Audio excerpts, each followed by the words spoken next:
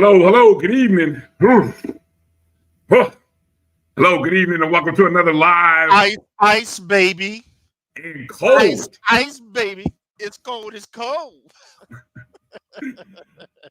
A cold episode of the ONG Strike Zone, right here on a live Wednesday night, where I have a feeling some of y'all might be locked in, snowed in. What's the temperature like? Live reporting from Tallahassee, Florida is Kelvin Rozier. Kelvin, what's the weather like in Tallahassee right now? Right now, it's probably 29, 30. It's supposed to be 19 in the morning. That's not any wind chill. But, I used to walk to the bus stop and then swim in the lake and then put my backpack back on and go to school. So this is, I'm a hard like that, This ain't nothing. Amazing. Yeah, this ain't nothing. Okay. Amazing footage and video coming out of Tallahassee. I'm here all for it. I love it. Don't try to produce and turn on Instagram at live. I'm looking at some visuals of the some great video and footage all throughout Tallahassee, especially around campus, around Florida A&M, where snow has blanketed the campus, and some great visuals all throughout campus. Just some of the video that's coming, or footage, excuse me, I should say, photos that are coming out. This, of course, from Rattlers United. I've seen it in I've seen stuff from all over Tallahassee. Some pretty nice stuff. I'm assuming all this stuff was shot early in the morning or late last night. When did it first start snow? When did it start falling? Tuesday night, I'm assuming, Kelvin? It was a half day for work. Left work at 1, ran some errands, picked up some things, got home about 3:30, about 4:30. It was falling. Okay. Yep. Yeah. So those images that you see there from off of at Rattlers United, some of you probably do follow on Instagram or on X. Shout out to Penalty Talk for posting those. I retweeted those from the ONG account. I've seen some other stuff, not only from FAMU Athletics, covering some of the different images from around campus, from the different facilities. Rattler Nation blog posted some different videos. So keep them coming, folks. This is, I don't even recall when's the last time. I remember there were flurries back in the 90s when I was on campus, Kelvin. That was the last time I remember flurries and snow in Tallahassee. But that didn't nearly settle like what you guys have now. When was the last time prior to last night? The last time we had traceable, snow accumulation, meaning that, that you could actually see stick. Actually, I think was 2000. There was a little bit in 2000. I want to say 16, but I would say 2000. Demetrius says 2018. Yeah. Damn, Bull went back to 1978. Damn. 1989 was what I remember. Late 80s. Marvin said 1989. That had to be in Duval, though. That was the last time it was like this, where you actually had a few more than 2 inches of snow. Ooh. Yeah. All right. Well, it's a cold day, so get by the fireplace or turn on the space heater. Make sure to please be safe with your space heaters, folks. Okay, make sure they're not near anything that could catch fire. And feel free to go ahead and turn it off at night. Don't just leave it running. You can always cut it on later. But be safe, most importantly, for those of you who are plugging in. Or you can do like what we used to do sometimes, Kelvin. Just cut the stove on and leave the stove open a little bit. Hey, you Well, you are from the Midwest, so you might know a little something about it. I might know something. If it's that cold, you might really just want to cut on the oven and open up the oven a little bit. That will heat up the kitchen if nothing else. I have done that in my poor days. Yes, exactly. Tony said 2018 snow, but it didn't stick, and that's per WCTV News. Okay, but this time it stuck. That's why I didn't count that one, because it didn't stick. Yeah. I see my boy, my other brother, Kelvin.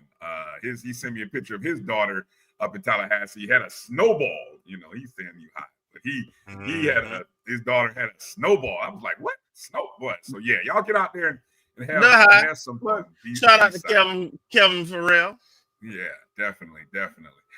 Okay, so loaded up show for you tonight. Coming up at the bottom of hour one, Coach Nikki's making her first debut on the show in 2025. So we're going to get a chance to talk to Coach Nikki and find out she's got some new developments happening in her life. And so we'll find out about that, as well as what's going on with our FAMU tennis team who opened up their season over the past weekend. Then we'll also, coming up at the top of hour two, get a chance to talk to Josh Padilla. Salute to our two-time ONG award winner for FAMU Administrator of the Year, two-time FAMU Administrator of the Year. So definitely excited to get a chance to talk to him. We'll share the news. Might be one of the last times we get a chance to talk to Josh wearing orange and green. So we'll talk more about that at the top of hour two.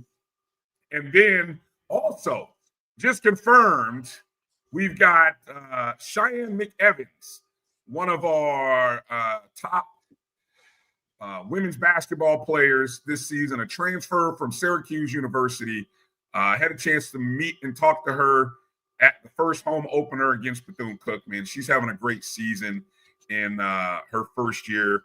Really, her first season in almost a year and a half. So we'll talk a little bit about her journey in her college basketball career and the journey to Florida A&M University with Cheyenne McEvans in the bottom of hour two. But between that time, we want you to come on in, join us on the chats. We say hello to everybody on the JBN Online YouTube page. We say hello if you're watching us on Facebook via the Black College Sports Network or our ONG StrikeZone page. Maybe you might be watching on Instagram Live via the ONG StrikeZone. We say hello to you.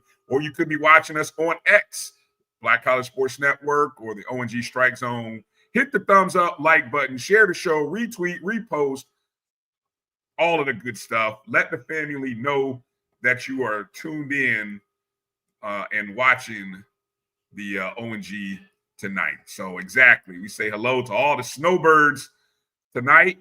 And we want you to stay warm. Oh, man.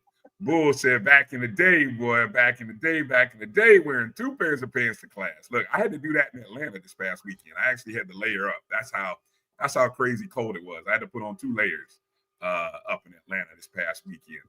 So I got out of there just in time. So I'm thankful for that. Good to see you, Jimmy Mack. Thank you for being a JBN subscriber.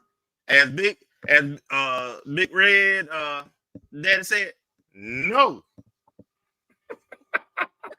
Hey, Jimmy Mack down there in South Florida, where I saw like everywhere in the country, it's like below 50, below 40. South Florida is like 60, 61 degrees.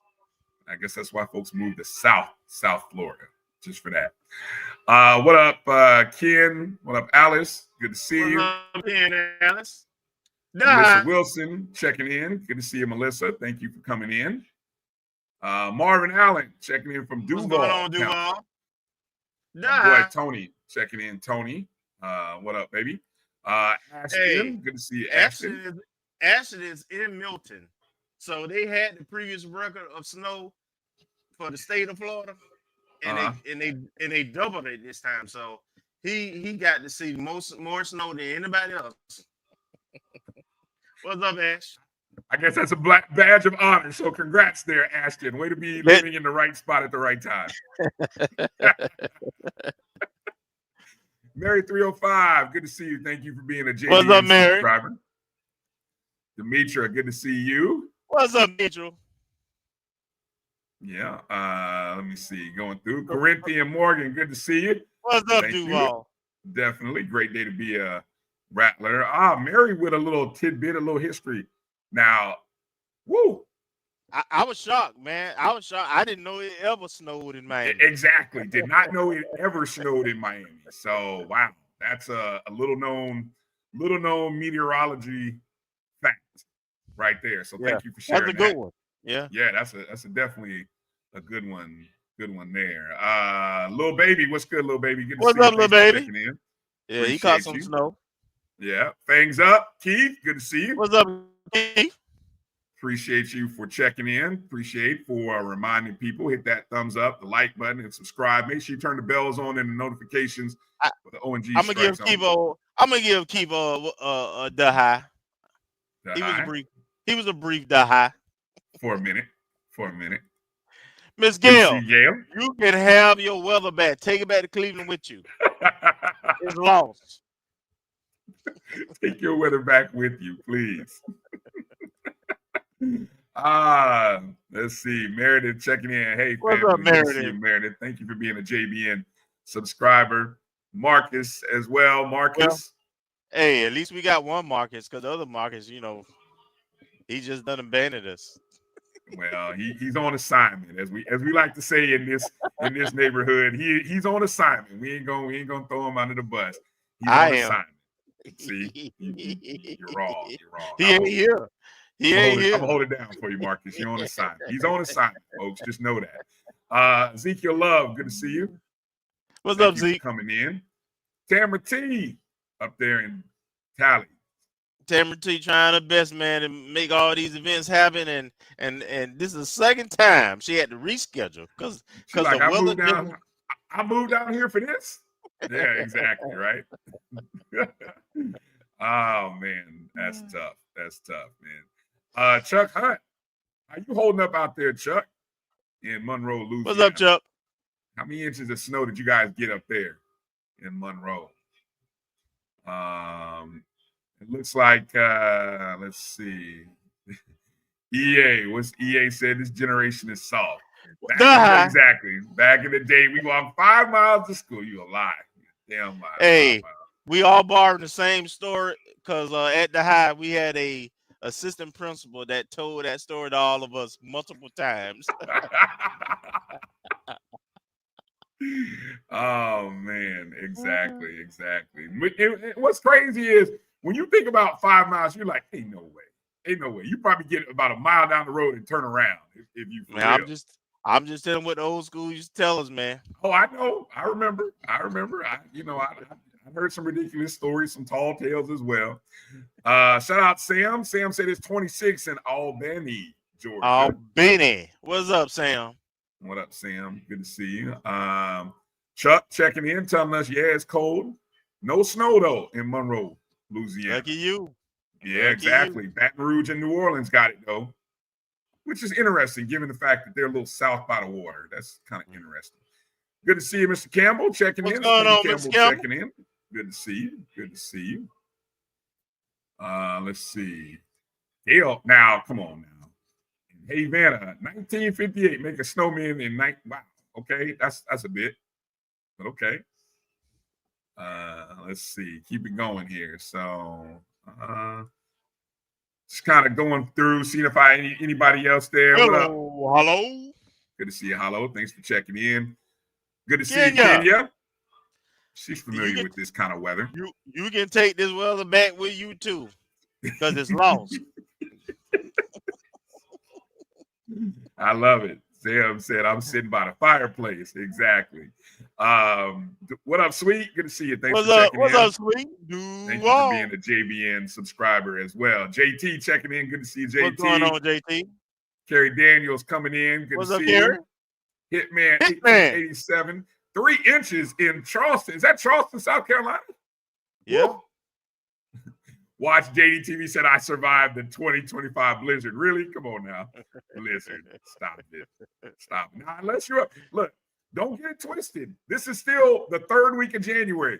For some of us who grew up in the Midwest, there is more to come. This is just the beginning. So count your blessings, folks in the South, because the folks in the Midwest or up there where Kenya is, y'all know it ain't over. It ain't over. Kylan, is the team running 7 on? Look, I don't know what they 7 on 7 in the snow. University is closed. Closed Tomorrow closed. too. Yeah, exactly. Eric Daniels. When is FAMU Relays coming back? Well, I don't know. Didn't we talk about that?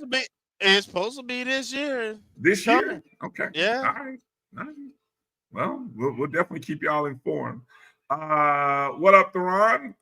Good to see you. HBCU Band Talk. What's going on? Hopefully, I know he's in the neck of the woods where I am, so I know he's good to see you. Thank you for being a JBN subscriber. Exactly. Appreciate you. All right. Well, man, nice job. So we got a few minutes here before we get to our first break and bring on Coach Nikki. But we got to talk about the good weekend or the good 3 days that were had by the Rattlers, not only the women, but the men. As we had this weekend, we had games happening against not only Mississippi Valley State, but also UAPB. Of course, the women opened up with an 88-60 victory over Mississippi Valley State on Thursday night. You got a chance to go to that game, Kel? I went to all games. I am a multi-season ticket holder, as usual. I love it. Love to hear it. So 88-60 victory. Well, you know what? I should have done this a little bit differently because I forgot that they don't necessarily play on the same day. On Saturdays only. Yeah, so essentially that women's game was a Thursday only game. And then you had the doubleheader against UAPB.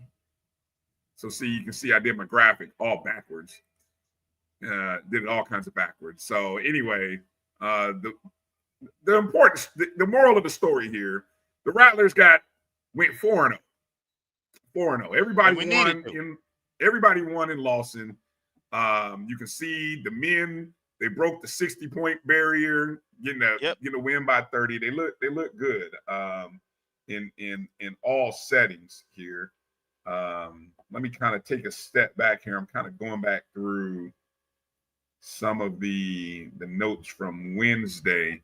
Let me start with Thursday, Kelvin. Go ahead while I kind of get my notes and stuff together. Kind of give us a recap from Thursday as we start back with the women's game against Valley. Well, I thought it was very important that we go 2-0, both teams, frankly.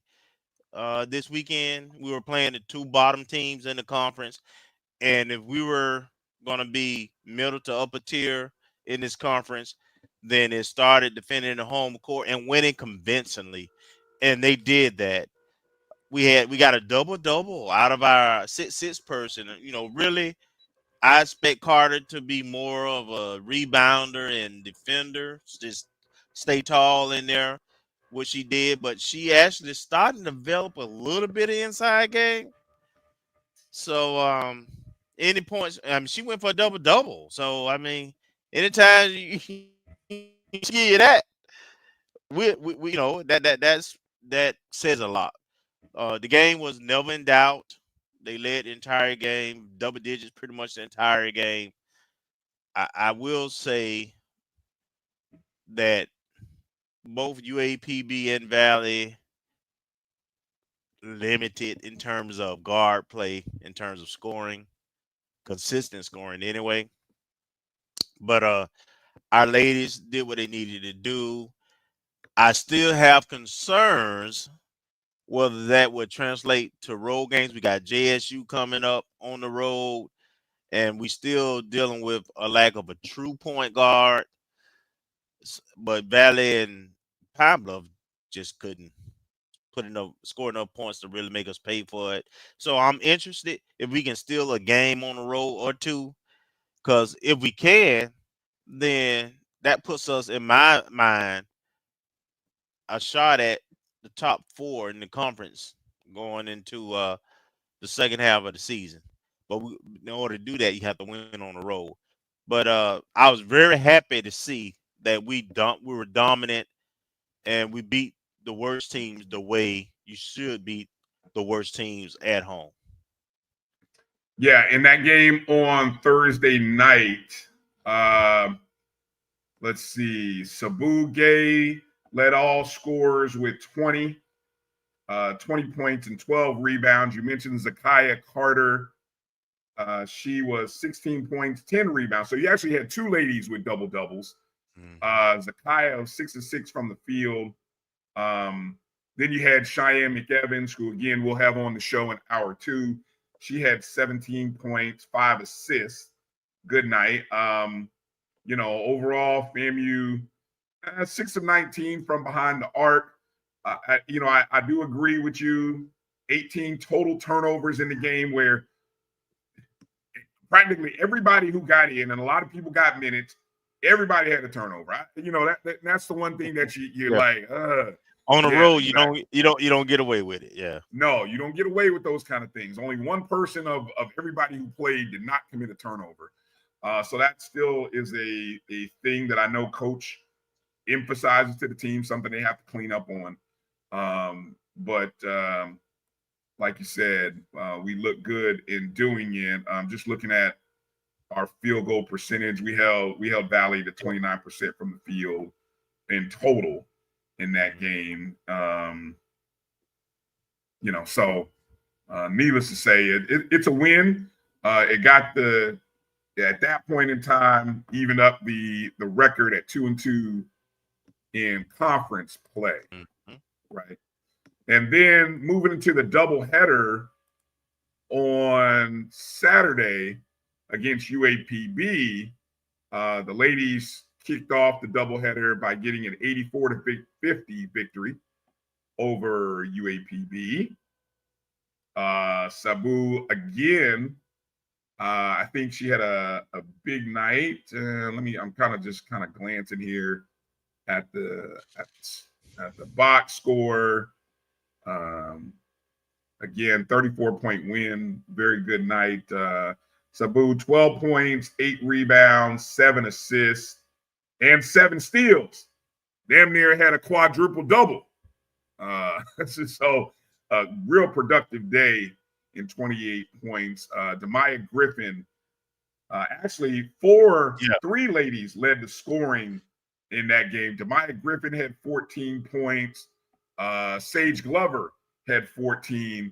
And Eve Alexander, the outstanding freshman, came in 14 points in 14 minutes.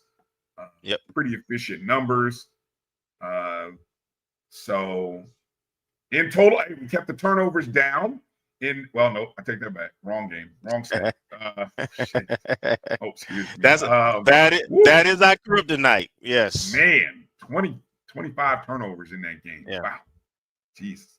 Yeah, that, we got to find a way to get that. I mean, great. Arkansas Pine Bluff had 24 as well. So, you create a lot of turnovers, but you got to cut down on giving so many turnovers over to the other team.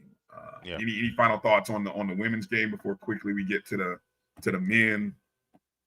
No, the women did what they should have done, what we needed them to do, and now I'm just looking forward to these road games, because this kind of tell us where we are in the pecking order in terms of SWAC standings. Right. On the second half of that double-double, the Rattlers get their first conference win, 86-76 over UAPB. Coach Crary, congratulations on getting win number 1 in the SWAC. As Sterling Young was in fuego. 37 points especially total. in the first half. Yeah. The Rattlers had a 49-28 lead At halftime, I don't know what Sterling had at the first half line, but let me pull up his numbers in total on the game in 39 minutes. Now, just soak that in for a second. Sterling Young and Milton Matthews played 39 of 40 minutes, first off. So let that tell you something. But Young had 37 points, 12 of 18 from the field, 7 of 10 from behind the arc. That's 70%, folks, from behind the three-point line, 6 of 8 from the field. A pretty good night for Sterling as FAMU shot 13 to 27 in total behind the arc. Milton Young, Roderick Coffey, Jordan Chapman all dropped in 11 to help FAMU get that win. Any thoughts you want to share on the men's from the evening, Kay? Absolutely, and I'm gonna jump back to the women's real quick. Okay. Eve Alexander, if we can keep her and she stays for 4 years, she's gonna be a no-brainer, all SWAC player. She's really good on the women's side, and also, and this applies to both the men and the women. They generally have scoring droughts, right? The women get off the really good starts in the first quarter, and then they have a mediocre second quarter, and they tend to have a pretty good third quarter and a mediocre fourth quarter. They were more consistent though this weekend, and I think they only had like one really low scoring quarter. And then on the men's side, back to the men's game, particularly Sterling, he jumped out. We got up to a big lead, big halftime lead. We lost the second half in terms of scoring against. We did drop off from like 49 points to what 28 or something like that in the second half. So that again, just like with the women's on the road, can we be a little bit more consistent? And again, that involves limiting turnovers and taking good shots. But Yeah. they did what they needed to do. Yeah. On Monday night on MLK Day, it was the only game that was played. A bit of a sluggish first half for the men against Mississippi Valley, a team that was coming into the game winless in the SWAC. 30-15 was the halftime score, and then we just got hot second half, scoring 53 points in the second half, and just wiped the floor with Valley.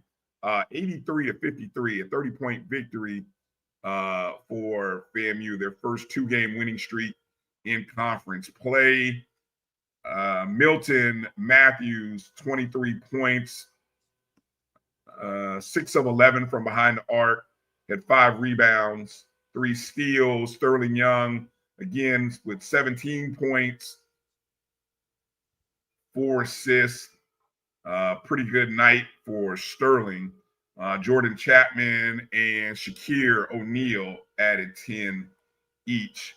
So a good overall night. Just kind of trying to see what those second half numbers were. Shot 59% from the field in the second half, 13-19 from the free throw line, 6-12 from behind the arc. So that all contributed to that second half explosion. So what did you see from the team against Valley in the second half? Valley looked like a high school team, both in terms of height as well as just size. In terms of, they were real thin, they look like high school kids out there, to be frank. So it was, I was surprised that we struggled in the first half like we did, and it was a struggle until I think that we outscored them probably like 10-2 the last 3 minutes of that first half, and gave us that 15-point cushion because we couldn't score. We wasn't putting the ball in the basket. We just couldn't make shots in that first half. But again, they came out with a little bit better effort, less mistakes. Just gotta limit our turnovers and the type of 3-pointers we take. I think is key. I really would like us to do a little bit more inside out. I don't mind threes, but throw it inside first, and then get into your spot and let the big give it back to you. Ah, man, you guys, you old school basketball players. I heard that from so many people over the. Oh man, we shoot too many threes. I'm telling y'all just got to go ahead and embrace. No, we take bad threes though. No, I watch enough basketball, been around it enough to know what I'm looking at, right? And all I'm saying is, we don't have one-on-one individual 3-point shooters that can be consistent. Now, granted, my man, he went for 37. He was hot that game. But you ain't gonna get that, on the road, and you're not gonna get that consistently taking hard threes. I don't mind a 3-point shooting, but I'm just saying, run some plays and set some screens, do some motion. Anytime we do that dribble 1-on-1, we turn the ball over. That's all I'm saying. All right, I love data, so I'm gonna have to reach out to my coach. He loves data too, so I'm gonna have to get the definition of good, because every coach has a little different of good and bad shot. So I'm gonna go to coach and find out because I know they look at the film, they break the numbers down, and I'm gonna find out what the percentage of good and bad shots, because a lot of times we see shots and a lot of times we think that's a bad shot. I used to have a coach that told me a bad shot is when nobody can get a rebound. So I'm just saying that. It varies in what we call a good shot and a bad shot, but I'll get some data and we'll try to break that down. If not later in this show, for next week's show, we'll take a look at what defines good and bad shots from our coaches, because I think we all want to be a little more educated about our expectation level, and I think we all have to be. We all got to kind of be on the same page and have an idea of what we're looking at through the same prism that our coaches are looking at it. So coming back, we'll talk more about the men and women because they've got to travel to Mississippi. We'll find out how those travel plans are going when we have Josh on the show a little bit later in hour 2. I don't know if they've already left. The women are supposed to be playing tomorrow night. So all those questions we have, and we have a couple of all SWAC mentions from both the men and women. So we will mention them on the other side as well. But let's take our break because we're behind schedule and Coach Nikki's in the waiting room. And so we're going to talk to Coach Nikki here on the other side of this short break. You guys got any questions for our championship coach, tennis related or otherwise, let us know. Coach Nikki Houston coming up right on the other side of this break. You're watching the ONG Strike Zone right here on the Black College Sports Network. We'll be back in just a moment. This is Bryan Fulford. AD Drew and I are co-hosts of the BCSN Sports Wrap. We talk about all things related to HBCU athletics. From the games, teams, coaches, and fan interest stories, we cover it all. You can find our shows on Facebook at BCSN Sports Wrap, YouTube at MyJBN Online, and everywhere you listen to podcasts like Anchor, Spotify, Google, and Apple Podcasts. You can also find the show on the Jericho Broadcast Network's app. Make sure to download. We look forward to you joining the conversation and being a part of the show. Looking for the ultimate cultural experience of 2025? The Zora Outdoor Festival of the Arts is where you need to be. From January 31st to February 2nd, Eatonville, Florida will come alive with incredible live performances from the Levert Experience and the Bar Cave. Immerse yourself in interactive art. Shop from over 80 vendors. Take a journey through history with a new virtual tour app. And enjoy family-friendly STEM activities. Plus, don't miss the unforgettable R&B tribute to the legends, honoring talents such as Whitney Houston, Marvin Gaye, and Luther Vandross. This is more than a festival. It's a celebration of Eatonville's rich cultural heritage. Visit zorafestival.org for tickets.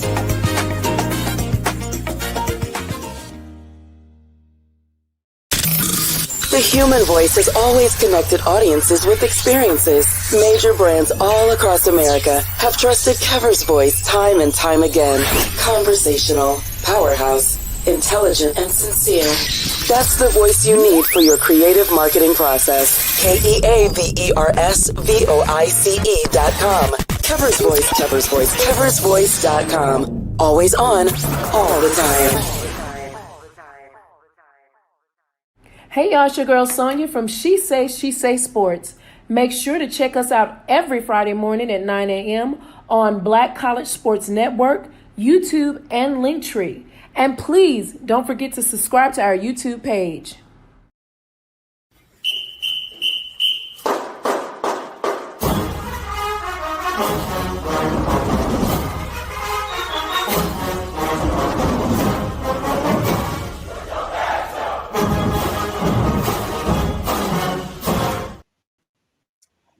All right, welcome back to the O&G Strike Zone. It's a pleasure to have joining us back for the first time in 2025, our championship winning coach, Coach Nikki Houston. Hey, Coach, how you doing? I'm good. How y'all doing? Again, thank you for having me. Good to Coach have you, is quiet. It's quiet. What you done did with the little one? What's new, Coach? What's new in 2025, in the backpack room. Coach, go ahead and tell what is new, Coach? What's new with you these days? Yeah, I have a little one now. She'll be 3 months on Saturday, Brielle, and is our first, me and Bryan's first child. So we've been excited, lost all kind of sleep. I hear we're gonna continually losing sleep. So looking forward to it. Well, congratulations. Congratulations, and, Coach. Thank you. Got a future tennis pro now. You know, we see videos of like Serena had her daughter out there playing tennis at I think like 2. How soon will you have the little one out there holding the tennis racket, Coach? Well, probably around 4. You know, I'm not going to do 2 yet. I'm at least by 4. She can probably get out there and do a couple of drills. You gotta love it. Oh man, good stuff. Well, Coach, tell us, give us a sort of a fall recap. Pretty interesting, pretty entertaining fall. With the tournaments and how all of that, how were you able to manage everything with the team in the fall? Yeah, I was obviously pregnant during that time. I had a good assistant to help me on a lot of the trips. But the young ladies, they did really well. We played about 3 or 4 tournaments. And one of the tournaments, Sarah Rakim won, so she can go into another tournament to get into one of the regional tournaments. And the young ladies are looking good. They did well over the summer, and they came in focused from what happened in the spring, and hopefully we can continuously do it this spring because they was working hard over the winter break as well to be conditioned and be mentally prepared of the matches that are coming up. Mm-hmm. And Coach, one more time, let people know daughter's name, Coach. I had a couple people asking. Brielle. It's a combination of my husband's Bryan and my first name Rochelle. So Brielle. Great first name, by the way. All right. Hey, awesome. Brielle. Awesome. Welcome to the world, Brielle. Welcome to the family is what we got to say. Exactly. Yes, sir. Yes, sir. How much of a, for lack of a better word, the hangover of how the tournament ended, how much does it hang over, or do young people still process it like some of us old folks do? We hold on to these kind of losses because we know it's so hard. We know it's hard. I like to use the phrase "winning is hard," and when you get to a championship, winning a championship is harder. So, I mean, do they care? Do they hang on to it, or have they kind of, hey, we're moving forward? I think it's still, it's almost like a motivation. Like right after that championship, is definitely disheartening. Everybody crying, and we could have done certain things, but I think over the summer they put out a lot of their aggression during their practices and during their conditioning, and came back positive and ready for this season. That's we're working through right now. Mm-hmm. Mm-hmm. Go ahead, Kay. So, Coach, talk about your team. Who you got returning? In terms of your leaders of the team, your ones, who's your ones and twos, who's your number one doubles. Kind of talk about where we at right now. Yeah, so we have right now we have 6 people on the team, and they're all returners. So they all have experience. We have 2 seniors. I mean, a grad. Yeah, 2 seniors, a grad, a student, 2 juniors, and a sophomore. And they few of them were on the championship team. There's only one person that wasn't on that championship team. So this is an experienced group. Again, like, we have Sarah playing number one, and playing number one in doubles with the Genesis. As this past week, we have Veronica playing 2, Genesis playing 3, Reagan playing 4. We had Susan playing number 6, and Larissa playing number 5. And we're going to start with that lineup, see how that goes. They played very well. We had our first match on Friday. We had to move it up due to the rain that was on Saturday. And then they played really well. We had our opportunities. Match go either way. We had 3 young ladies going the third set. So I think we will learn from that and move on to the next match that's coming up with Troy, in Troy. And I think the young ladies are really getting their confidence moving forward for this season. And Coach, yeah, have you had it? Hold on. I was going to ask, have you had a chance to look at the rest of the conference? Is it kind of lining up similar to last year? Who are some of the stronger teams in the conference? I think it'd probably be like the same group with Alabama State, Alabama A&M, Jackson State, Alcorn, Southern, and Prairie View. I think a lot of the got new players in. I know Alabama State got new players in, so did Alabama A&M. So I think that core will probably challenge. I think, again, like, this conference is always strong from top to bottom. I know we're getting 8 teams this year for the SWAC tournament. Usually it's 6. So there will be no buys. So as soon as we get there, whether you got 1 or 2 seed, you're going to be playing. So it should be definitely competitive again this year with all the teams that are playing. We don't look past anybody because you never know. So as you know, being an individual sport, you got to be mentally prepared for anything that happens. Okay. Coach, let me ask you about the SWAC preseason tournament that took place in October. I'm trying to recall, was this the first time that the SWAC had, okay, it felt like it was a first time thing. What was your takeaway from that? You had a singles bracket, a doubles bracket. What were your thoughts on that? And was that something you were in favor of when you learned that it was coming? Tell us a little bit about the background on that. Yeah, so this year the ITA, we started, NCAA ITA started a fall season for the individual tournament. Usually it used to be for the team and the individual in the spring, but they wanted to break it up where the individual championships will be in the fall, and then it just be the team in the spring. So for the other schools, there was the 4 different championships, and for us to get the SWAC players to get into the individual champions tournament, we had to have a tournament. And so the coaches agreed in the SWAC to have this tournament, pick the best 1 and 2 singles players and number 1 doubles players, get the champion from that team to represent for our SWAC tournament, for the SWAC conference. And Sarah did that for our singles, and she represented very well when she got to that tournament. So I'm always curious when I see stuff like that. And you already talked about what our opponents are going to look like in the SWAC this year. Are you able to sort of, I don't know, for lack of a better word, size up our competition? And do you think it'll give a sort of an accurate preseason prediction? I mean, obviously, when the preseason predictions come out, probably here in the next month, I would imagine, for the tennis season, will it sort of be an indicator of what we saw from that preseason tournament? Well, at least for the first 1 and 2 players, the whole team doesn't get to go. fortunate we got to see some of them at the HBCU tournament, see how some of the team's makeup is.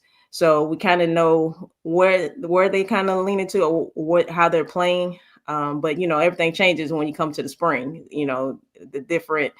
Everybody gets better in the fall. You might have new players that came in and learned a little bit more and got a little more confidence throughout the tournaments that they played. But you kind of get at least a foundation of what their team makeup is and how your team will stack up against them. Go ahead, Kay. Coach, remind us your philosophy on out-of-conference scheduling, what you're trying to accomplish with your out-of-conference scheduling. And also, since you do have an experienced team, many who've played on a championship team, do you challenge them a little bit more out-of-conference?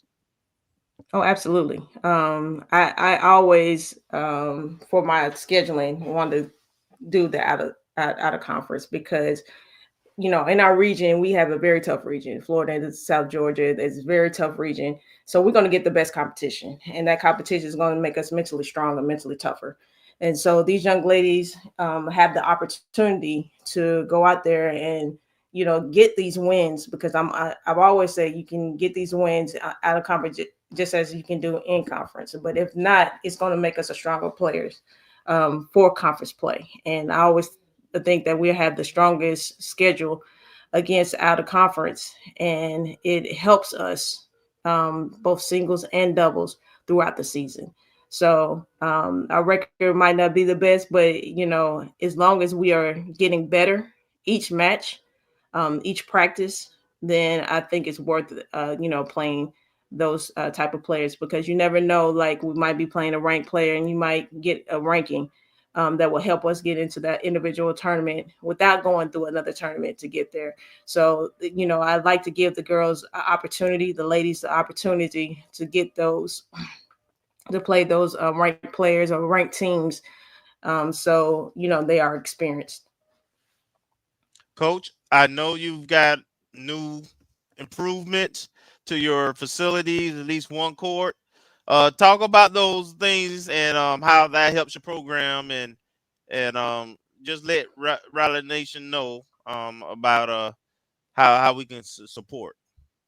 Yes, we do have a brand new 6-court resurfaced with rattler heads and new benches and new umpire chairs. It looks great for recruiting wise or just playing wise, practicing wise. Ladies are, pumped just coming onto the court because it's new, it's fresh. And so, we want to thank University for, helping us getting those 6 courts. And I know we're supposed to get the other 6 courts done as well. That's the phase 2 part of it. But, Josh came out there and did a aerial view on our Instagram page. So if y'all can go out there and look at it, it's very nice to see, what improvements we have. And it's needed because it's the Thea Gibson tennis facility. And it should show that it is a Thea Gibson tennis facility. She is definitely something that we recognize, not only just on the tennis court, but I think on the Thea Gibson way. So when you riding on her way, on that road coming up there, you want to see a great facility. And we started that with the phase 1. Coach, I got one more, Bryan. Coach, so I know that AD Suggs has gotten the USTA Florida to give some money in.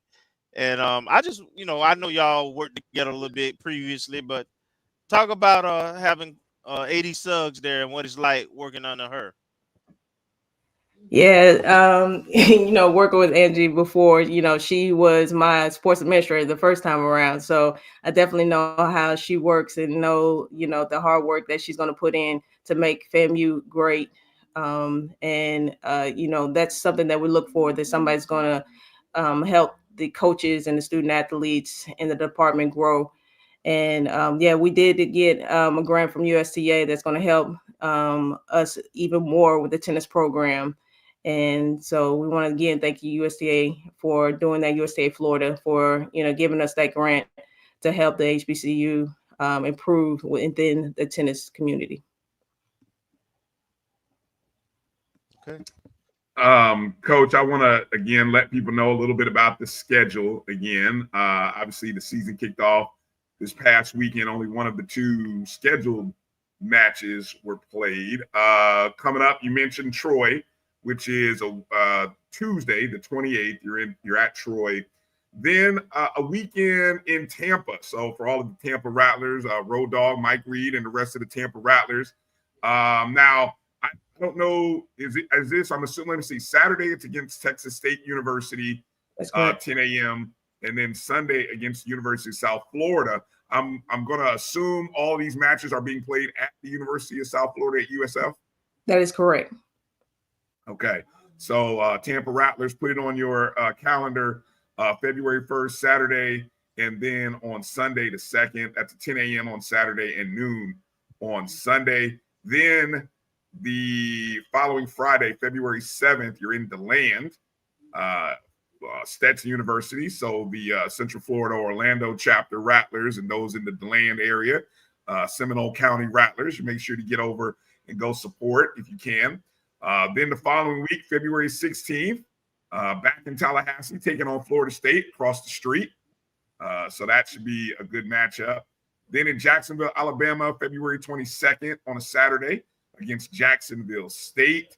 And then up to Birmingham on February 23rd against UAB. Then the non-conference ends on March 3rd against Southern Miss, right at home at Althea Gibson Tennis Complex, 2 o'clock on a Monday. And then you get into SWAC play. So that's a little bit. The SWAC tournament, April 18th through the 20th. Well, it's in New Orleans again, right? The second year in New Orleans. Yeah, again. Yeah. That's what I thought. Okay, so good opportunity for Rattlers. And hopefully you can avoid having a season of rain delays, because I know that's or rain, or I guess I got to say weather delays, given what's going on in Tallahassee right now. I can't just all rain. Right. That is correct. My last question for you, Coach, has to do with just the state of the NCAA and college athletics is forever changing. And I know we talk about the large revenue generating sports a lot when it relates to that, but it affects tennis. It affects programs at your level as well. And so as it comes to, just the ever changing landscape of college athletics, what challenges or what are you seeing on the tennis circuit and tennis recruiting? Things that maybe you're having to change the way you do things, or maybe things that you're having to do for or to re-recruit, to recruit players and things like that, that maybe you didn't have to do a few years ago. Yeah, I mean, it is ever changing. It's hard to even keep up with some of the rules that's changing every year. But, the transfer portal has definitely been something that's, it's always, you always had young ladies who wanted to transfer, but it's just almost like the Wild Wild West of the transfer portal. Now, they get more comfortable, like we can try it at another school and how late it can do it. And it gets the coaches a little bit behind the 8 ball. But, with me, being into my 19th season, you just got to go with the changes and be prepared.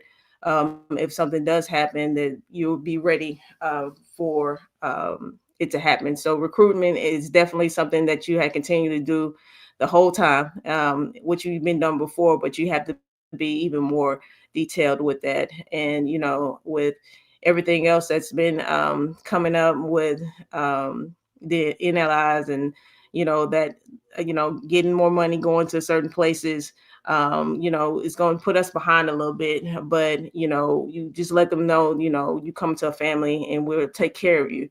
It's not always about the money. And so, those little small things we just had to continue to work with. Hopefully we'll be on the same playing ground as some of these other schools. But until then, you just got to stick with what your philosophy is. And hopefully that will be enough for the young ladies to stay at your school.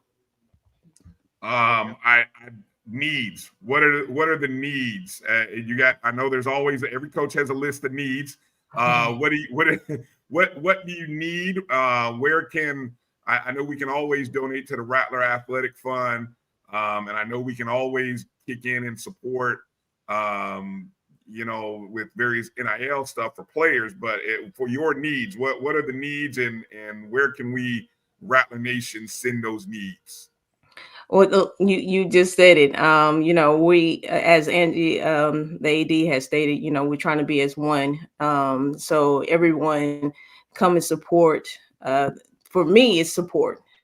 For the tennis team, one of the things, like Roger said earlier about the grant, we have the opportunity to make it a little bit better for our tennis facilities, the offices, and for our tennis experience. But some of these other sports were not able to get that grant. Definitely needing needs. And as we talking about being as one, it's not just about tennis, it's about all our sports, male and female. If y'all can come support, I think that would help a lot. Definitely with our basketball teams right now that's in season, come out to these home games. That helps us because they are revenue sports. So, when we have these opportunities, definitely support these teams that are in season. Not only the football team, but the basketball, softball, baseball. They're about to start. Track is going on right now. Golf's going on right now. So supporting everybody will support us as the tennis, and that will help our FAMU brand grow more and more. All right. Well said, Coach.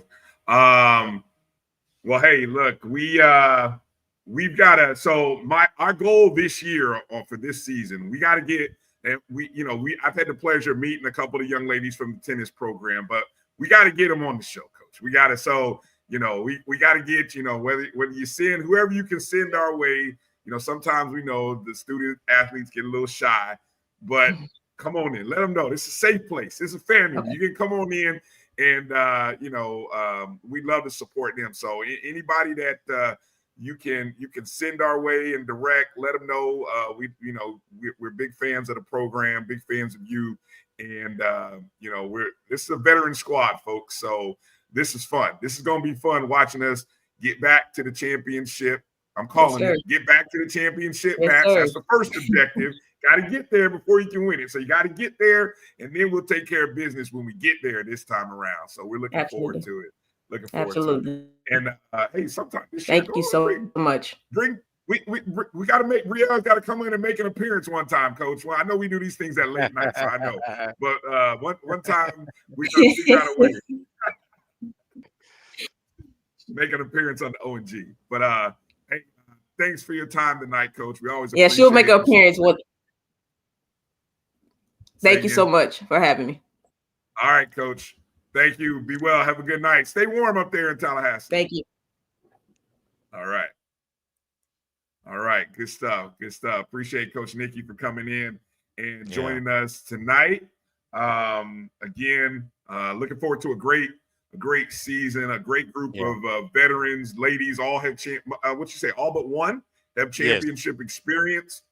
That's a big advantage going into the SWAC season. And what's amazing, Kelvin, is you get a whole month of the non-conference, and it really would be great for these ladies to get whether it be a winning a match, or at least being,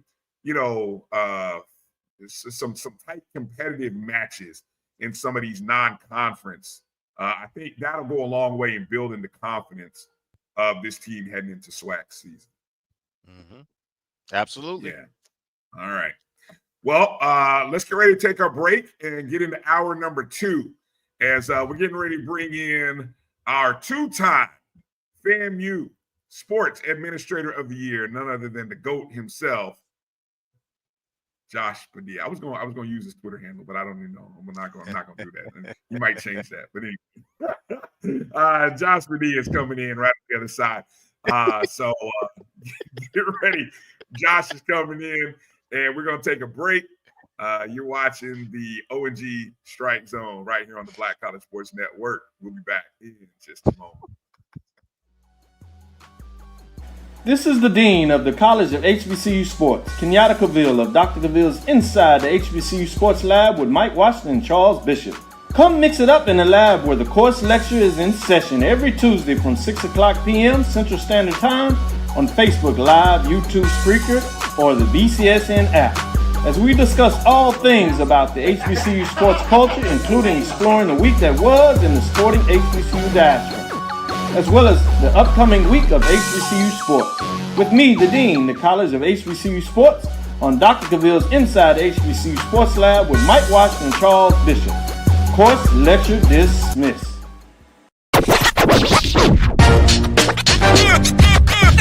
It's like a loop machine. All around town, trying to get down.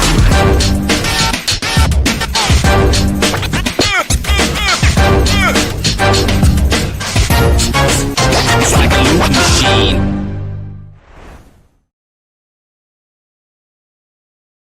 You're looking for the latest information on Southern University sports, the Southwestern Athletic Conference, and HBCU athletics. There's only one place to go. Tune in to the Carlos Brown Show, exclusively on the Black College Sports Network. Looking for the ultimate cultural experience of 2025? The Zora Outdoor Festival of the Arts is where you need to be. From January 31st to February 2nd, Eatonville, Florida will come alive with incredible live performances from the Levert Experience and the Bar Cave. Immerse yourself in interactive art. Shop from over 80 vendors. Take a journey through history with a new virtual tour app. And enjoy family-friendly STEM activities. Plus, don't miss the unforgettable R&B tribute to the legends, honoring talents such as Whitney Houston, Marvin Gaye, and Luther Vandross. This is more than a festival. It's a celebration of Eatonville's rich cultural heritage. Visit zorafestival.org for tickets.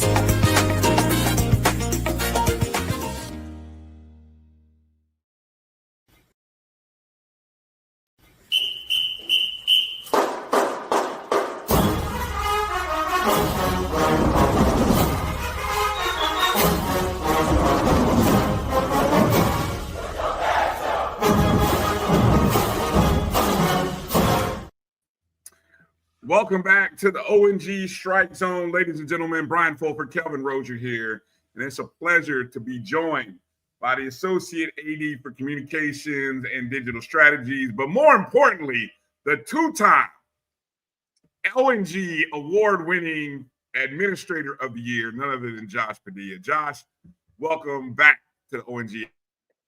Of course. Thank you all for having me. Uh-oh. Let's see. Bryan gets sniped. Nah, you're good. We got you. I'm good. Okay, Bryan froze on my screen. But no, it's great to be back. Oh, there we go. Yeah. No, it's good to be back, and I do put that on my resume. Two-time ONG StrikeZone Athletic Administrator of the Year. It's something definitely proud of because it's voted on by Rattler Nation, and it's good knowing that they respect and appreciate the work that myself and my team of people have done over the last 3.5 years here at FAMU. Well, absolutely. You definitely appreciate it, man. You've been the hardest working man administrator on campus since you've been here. So you got any new news you want to share with Rattler Nation? Yeah. So I did recently accept a job at Kent State University. So, this past Monday was my last home game, working, at Florida A&M, men's basketball. So, it's good. I'm glad they won, so I get to leave on the high note. Really the perfect weekend, just, with men and women sweeping, UAPB and Mississippi Valley. But yeah, accepted a job at Kent State. That was a great opportunity for myself to continue to grow and, kind of go somewhere where I'll be able to have more help on a regular day-to-day basis. So, it was a tough decision for sure because, I've really enjoyed being here the last 3.5 years. It's been a lot of fun. And I know I'm probably the only person to leave that's not going to FIU. That's when I told people I was leaving, they said, "Oh, Willie got you too." I said, "No, I'm actually heading the opposite direction." I'm headed the opposite direction, but no, it's been a lot of fun. And I'll definitely miss a lot of the people that I've worked with, a lot of student athletes, and just all the winning too, because there's been a lot of winning the time since I've been here across the board, just about every single sport. Yeah. So, It makes Josh, the I want to ask you one thing because I think it's really important to kind of for Rally Nation to hear everything. So I kind of want you to talk about you did a lot of amazing things, man, which is why we appreciate you. But kind of talk about your team and the kind of staff you was working with Yeah, while making all this happen. yeah. So we had throughout most of my time here, one full-time assistant and a couple OPS part-time or hourly workers, and really leaned heavily on the students, which they really were the ones that kind of helped make this thing go. Without them, for sure, wouldn't have been able to do half the things that we've been able to do. Um, so yeah, so that's really it. But one full time, and a couple hourly part time, as far as that are there on a regular basis. Uh, so that's kind of what it's been working with. At the place I'm going, Kent, they have 4 full time, like 5 GAs plus students. So that's kind of that was really like the main reason. I talked to Angela, and she asked me like, what can we do? I said, it's really not even about the money. It's just more so just being able to have more resources, more people, um, just to be able to work with. Well, thank you, man, and I appreciate you sharing that because that is something that we as Rally Nation, we say we brag different. We, things we got to kind of work on and try to help the athletic department so that you have that whoever's in the chair has the resources so they don't have to work as hard. So thank you. Yeah, of course.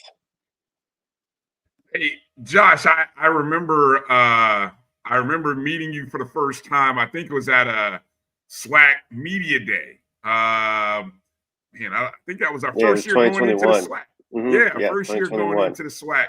And so and like you said, there's been a lot of winning that has happened in that time period. I mean, it makes the job fun when there's a lot of winning, right? Right. I'd like for you to share maybe what have been some of your more memorable events to cover, or maybe photo shoots or the video packages. I mean, you've done a lot, but maybe take us down memory lane over the past 4 years of some of the more memorable or enjoyable things that you had an opportunity to witness or cover. Yeah, well, for me personally, my most enjoyable one was recently just this volleyball championship that we won. It was the first time that their second championship. I flew out after the classic and met them for championship Sunday. But this past one, I was traveling with them. I was with them for all 3 matches, and so that was probably my favorite. Most memorable. Just being with the team the whole time, and then seeing them still win despite one of the best players suffering an injury in the game before in the semifinals, and winning despite the injury. So that was probably my favorite. Obviously, the Celebration Bowl, that's one of the obvious answers. Being at my first Florida Classic. That one was, outstanding. Going to the Charlie Sifford Centennial Cup, that one was an awesome experience as well. Going to, such a big time major course, and some of it too is just the whole traveling in general. I've had some crazy long trips covering multiple teams. Probably one of the craziest for me was we had my first Florida Classic. So we had that. We left on like a Thursday. After the game, drove down to Miami to meet up with men's basketball, and then we went from Miami to UTEP.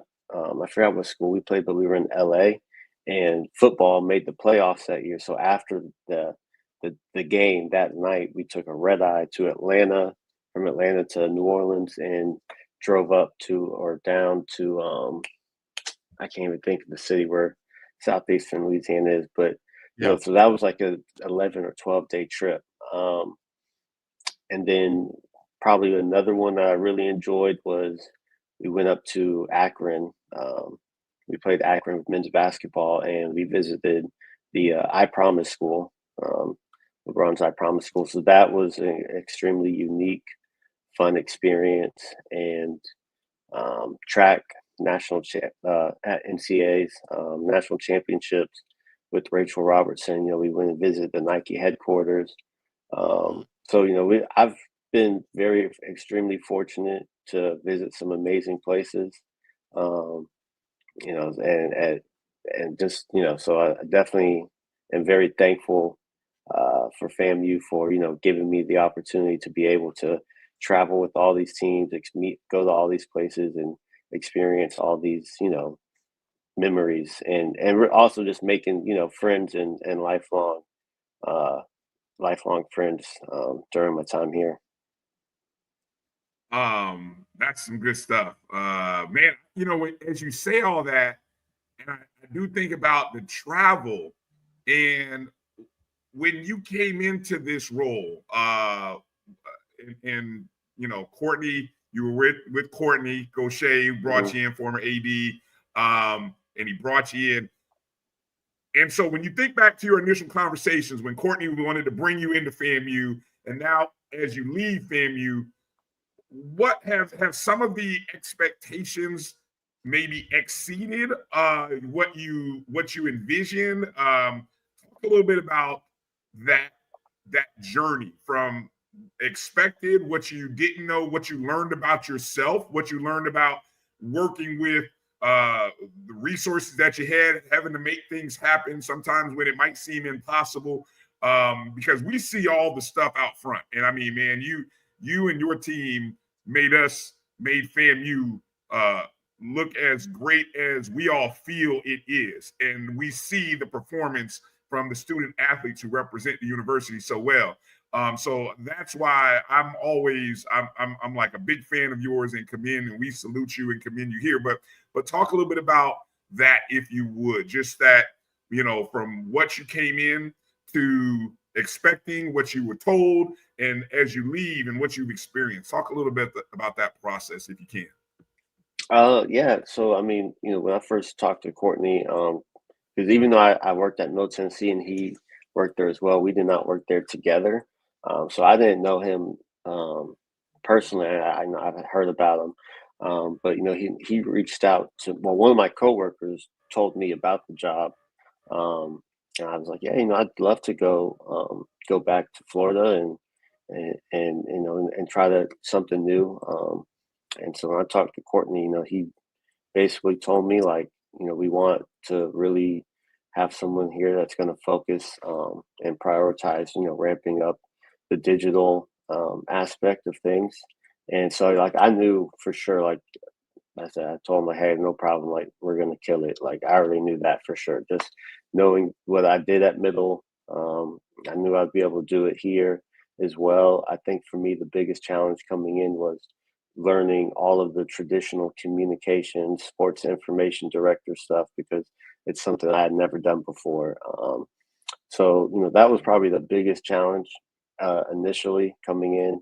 You know, I knew how to operate the website sidearm just from doing it at Middle Tennessee. But as far as, you know, doing weekly game notes and, you know, making sure I'm on top of nominating student athletes for Player of the Week awards and trying to focus on writing the, you know, best nominations for all SWAC and Player of the Years. So that was probably the biggest thing. The biggest thing that I needed to learn. But yeah, I knew we were gonna do really well digitally. But I definitely think we exceeded my expectations of what I thought we would do. And truly, I thank all the students that have been here along the way, and then non-students that came in to volunteer and wanted to learn as well and get the experience. Because that's really taken things, to a whole nother level as far as what we were able to do. And I still believe that the students that are there right now are going to be capable of keeping things going, especially from a digital side, to looking really good. Mm-hmm. Go ahead, Kelvin. Kelvin there. Josh, I want you to talk about launching. Yeah, y'all got me? Yeah. You hear me? Yeah, go ahead. Go ahead. Yeah, we got you. Okay. All right. So, Josh, I want you to talk about, if you would, because I know this has been one area where I've heard a lot of questions. Just talk about Rattler Plus launching that and the thought process with Rattler Plus. And then I'm interested your take on how the SWAC does their digital, with each school kind of doing their own thing, particularly with basketball, and what what is the industry stand with that kind of stuff. Yeah. So starting the Rattlers Plus, it was more so just to kind of be a place to where, you could have like a one-stop shop to go to for, mic'd ups, different interviews. We wanted to do a lot more like game replays. But ESPN owns the rights to all those, so like we were never able to really put them on there. And especially like the Celebration Bowl when we won that, like I was asking them, I was emailing 20 different people trying to get an okay to get that on there, but they were never gonna give us that clearance. But it was really more so just to kind of see, a lot of behind the scenes type stuff, the mic'd ups and the different interviews to try to get to know different student athletes. And one of the main reasons we just put the games on there as well is because oftentimes anything that we put on maybe YouTube or Facebook would maybe get flagged due to like music playing in the arenas.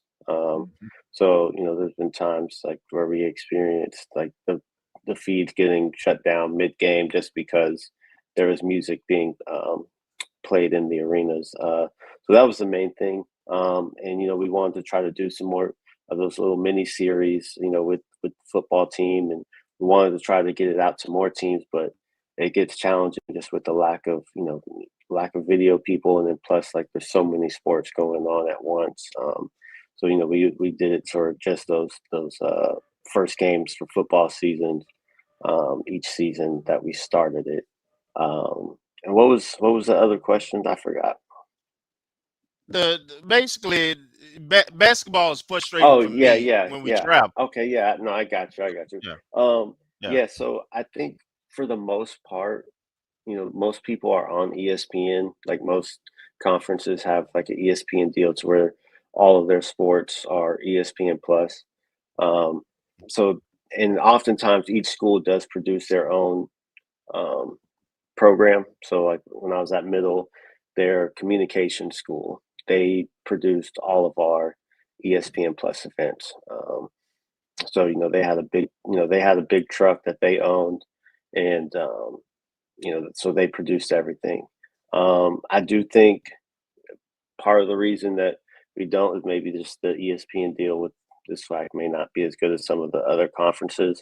And I know the SWACers, they're slowly working towards trying to have, their SWAC digital network where they hire people to basically produce all the games that are then housed on like a sidearm per se or SWAC digital network, whether they want to do YouTube or however they may do it. Like when I was at Middle Tennessee, before any game that wasn't ESPN Plus was on the CUSA network, which was basically the school's websites, and you paid like a fee for one team, and you can watch like all the schools play.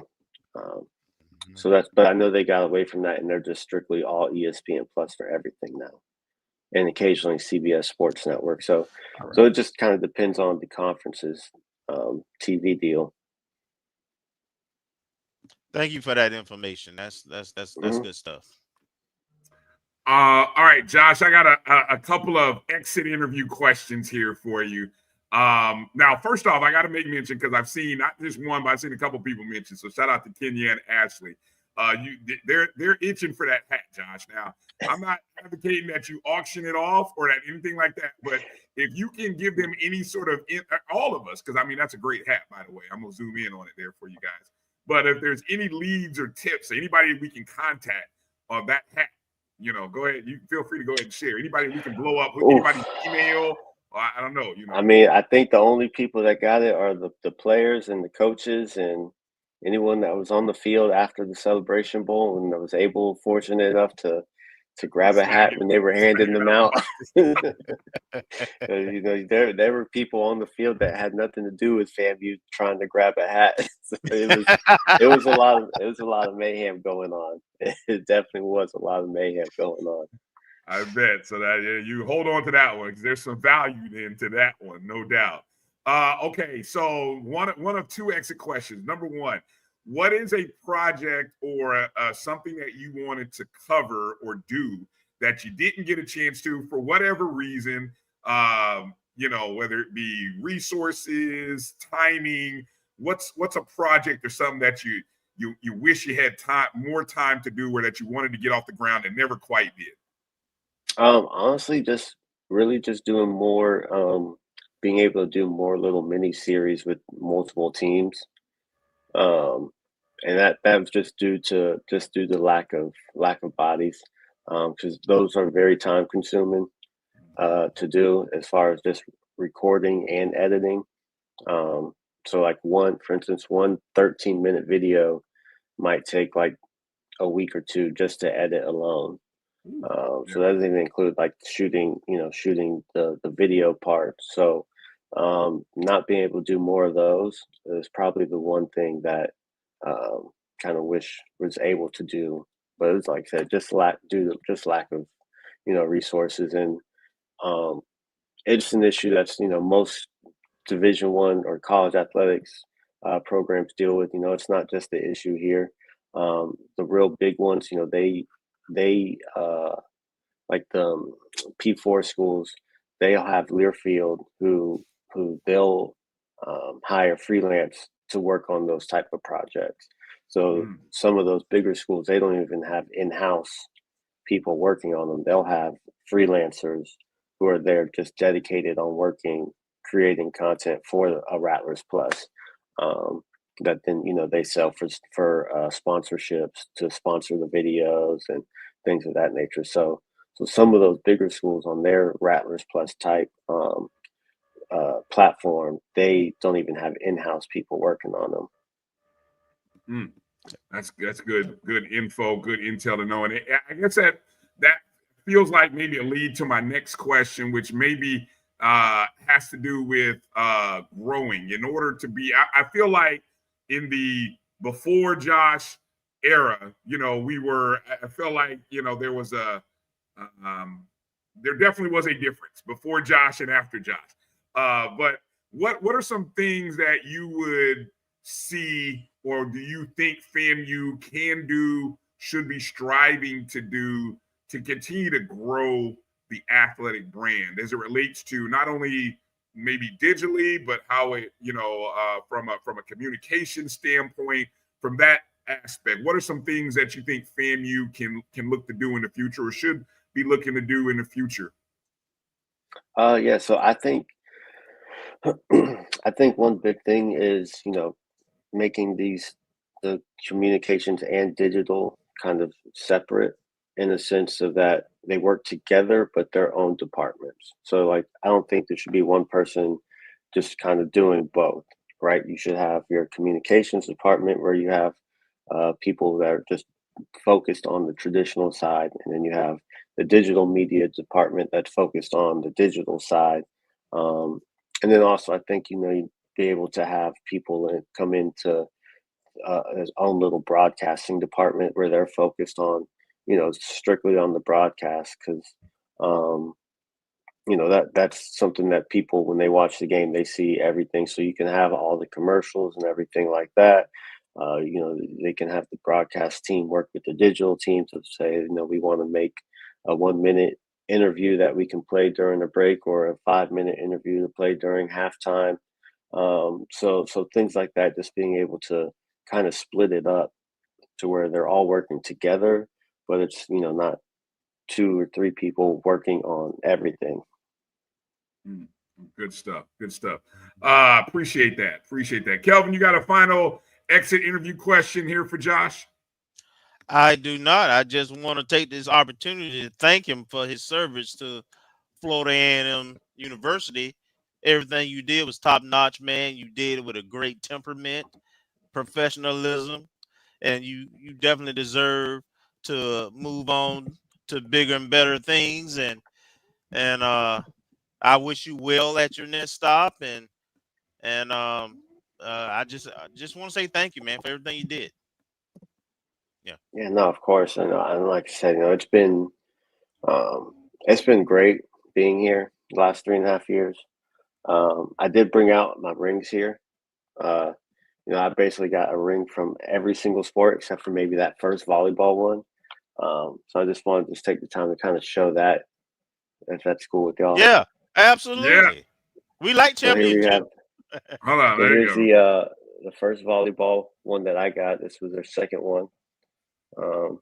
They're back to back. What was after volleyball? I think it was tennis. So then you have the tennis one here. Yeah. So that one was a lot of fun going to as well. Show all them. Hey Bryan, you gonna have to clip this and show all the rest of them swag schools. We gotta. Yeah. The baseball one. After baseball, I believe it was cross country. So here's a cross country one. Yes. Oh yeah. And then the SWAC championship. Football one, right? I'm trying to find the place. Yeah, for football. Trying to find a place where I can have my own man cave. Stacy, she can have her own room for her YouTube videos and everything, and so I can put all this stuff on display. Yeah, exactly. Celebration bowl, ring, and then the top comes off. You got the brag on the inside, and then it turns into a little pennant. So, hold on, I have two more left. So we got to get you a case. Stacy's got to get you a case for Christmas. So you got to get you a nice ring case now. Yeah, exactly. Women's indoor track, and then this is the biggest one. Golf went all out for theirs. Woo! Good gosh. It's too heavy. It could barely even wear it. It's that's why we don't see Coach Rice wearing that thing. That thing, it weighs a lot. And then this is the 17th hole at TPC, and then same as football. Let me see that one again, Josh. Let me see that 17th. Whoa. Okay. Yeah. So nice. And then just waiting for volleyball from this past year. So. Yeah, I'm telling you. We got to get the photo of how many in total is that? Are you at? That's about 8. I do have this one too, but I don't really. This is that 2021. I don't really. Yeah. These are the ones I really cherish. You're the same thing, yeah. Hey. Yeah, you got it. So when you get the last one, Josh, you got to make sure to take a photo where you got all 10 of them. I will. Hey, so Josh, how many years you worked at FAMU? 3.5. And with 14 sports, and you just showed us 10, and waiting on another ring. 8 rings, waiting for another. I didn't get the first volleyball one, so that's 10 championship rings right there in 3.5 years. So yeah, Bryan, Mr. Campbell, we're gonna clip this. I need to go back and look and see, but I remember last time I looked, in all the sports that we compete in, I think Prairie View was the only school that won more than us. In that time period, in this time period. Yeah. And they win a lot of they were winning a lot of tracks and bowlings and softballs. We should have a couple more, but just didn't get it done. But it's hard. It's definitely hard. It is. Winning's hard, and I'm telling you, man, you play a big part in. I mean, like I said, it's a wheel, and everybody has their part. From the coaches to the student athletes, everybody behind the scenes. It takes a great organization, and Josh, you've been amazing to communicate and work with over the past 4 years. A pleasure to always see you on the road, whether it's in Tallahassee or out on the road, man. And we appreciate you. And I think I'm gonna say this for all of the other. I know, like some of the shows and other podcasts and all the other media folks who work with you. I'm going to speak on behalf of all of them, man. It's a pleasure to work with you at FAMU over the past 4 years. You make our jobs very easy in being able to tell the stories of great people. Like we got Cheyenne coming up here on the other side, and her and all of the coaches and everybody that we get a chance to speak with and access that you make possible. We thank you, and you're a big part of helping us tell the story to Rattler Nation. And so, we salute you, and we thank you for everything you've done and everything that you've been a part of at FAMU over the past 3.5 to 4 years. So we wish you nothing but great success, and we look forward to seeing how you tear it up there in the MAC, tearing it up in the MAC. You're going to make everybody in the MAC jealous. They'll be like, what the heck? So, oh yeah, no, for sure. We'll definitely do better. And I do want to say I appreciate you all for the show, because you guys, y'all do some of the things that I wanted to do, being able to do more interviews and things like that with coaches and players. But, sometimes I just need a little break. And I said, well, there's the O&G Strike Zone. They're going to get the interviews out with the coaches and the players. So, I definitely appreciate you all with everything you all have done, and I know you continue to do. Well, thank you, Josh, man. We thank you, Josh. And I'm blaming Josh since he's going to Kent State, since he's going to Ohio. I am blaming you, Josh, for this snow that we got this weekend.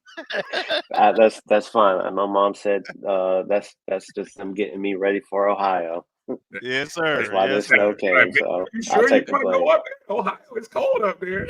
No, she had to say Yeah, that. yeah. I know I'm gonna miss this place a lot, especially the weather. And Yes, sir. definitely all the winning. So, definitely. Yeah. Thank you. Well, again, you're keeping all your handles will stay the same and everything, Josh, so people can always follow along and all that stuff. Yeah. I think it'll stay the same. Coach Westside, even though I'm not a coach, it's something I did for fun. I was gonna start doing some YouTube TikToks of me playing the NCAA game as Coach Westside. Never did, but I'm gonna just leave it the same. All right. Well, again, Josh, on behalf of Rattler Nation and all of the podcast and media folks who cover FAMU athletics, we salute you. We thank you and wish you nothing but great success. And we can't wait to see what big things are in store in your future. And so I look forward to seeing you down the road, my friend, and be well. All right. All right. Thank you. Thanks up. Indeed. One last time, ladies and gentlemen, Joshua Padilla. Be well, Josh. Take care now. All right. Thank you all. You too. All right, man.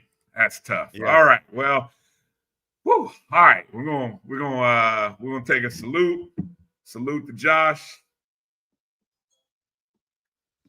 And we thank Josh for his service to FAMU. So you guys make sure to hit Josh up and let him know you appreciate him and all that he has done and given to FAMU over the past 3.5 to 4 years.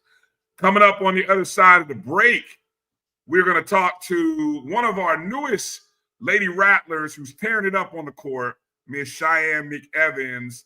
We're going to hear about what a great story to tell. I had a great time talking to her after the first home game of the season. The Lady Rattlers are on a 2-game winning streak, getting ready to head out to Jackson.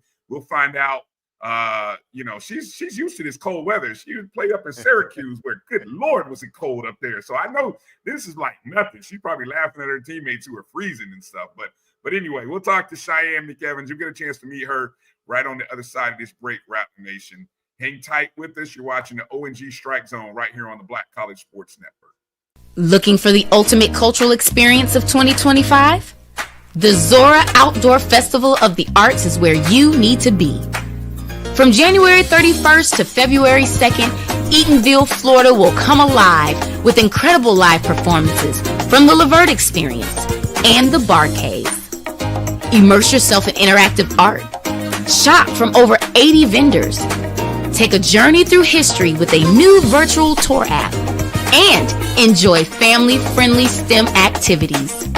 Plus, don't miss the unforgettable R&B tribute to the legends, honoring talents such as Whitney Houston, Marvin Gaye, and Luther Vandross. This is more than a festival. It's a celebration of Eatonville's rich cultural heritage.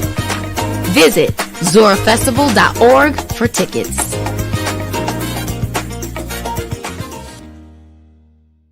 Hey y'all, it's your girl Sonia from She Say Sports. Make sure to check us out every Friday morning at 9 a.m. on Black College Sports Network, YouTube, and Linktree. And please don't forget to subscribe to our YouTube page. Morehouse College and Tuskegee University men's basketball teams were selected to compete in the 2025 NBA HBCU Classic presented by AT&T. The fourth annual NBA HBCU Classic will be played in the Bay Area as part of NBA All-Star 2025 and will once again celebrate the rich traditions, on-court athleticism, and commitment to excellence of the HBCU community. For tickets, visit nba.com/all-star.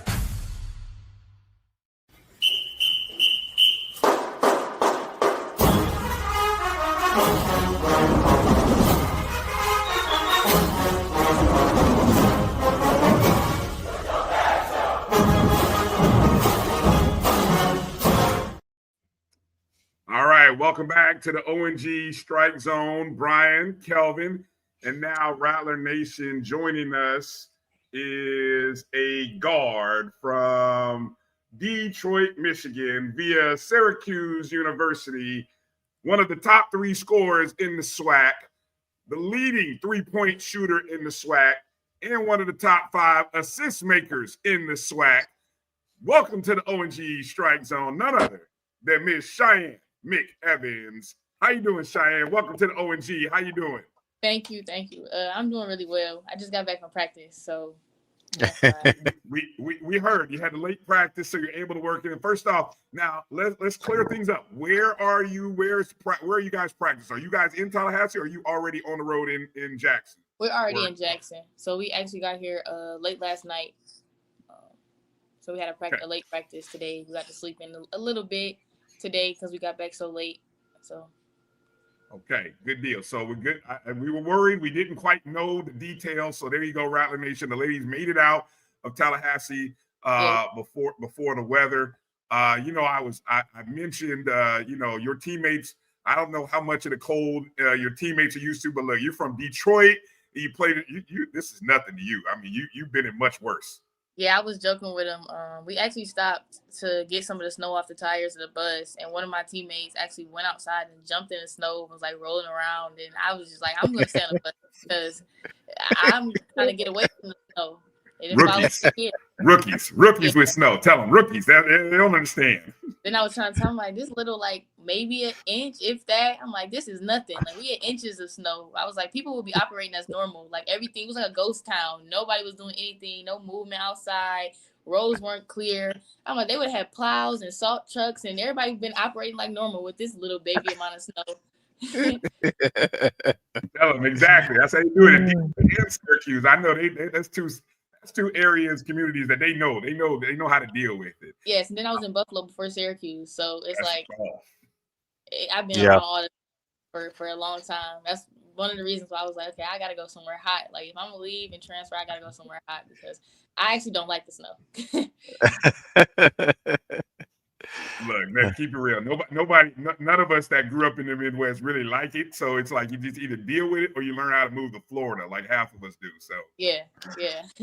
Well, speaking of that, tell us about your journey to Florida A&M University. You talked about, growing up, you played high school ball in Detroit, then between Buffalo and Syracuse, and tell us how you found Florida A&M and moving to Florida and Coach Gordon.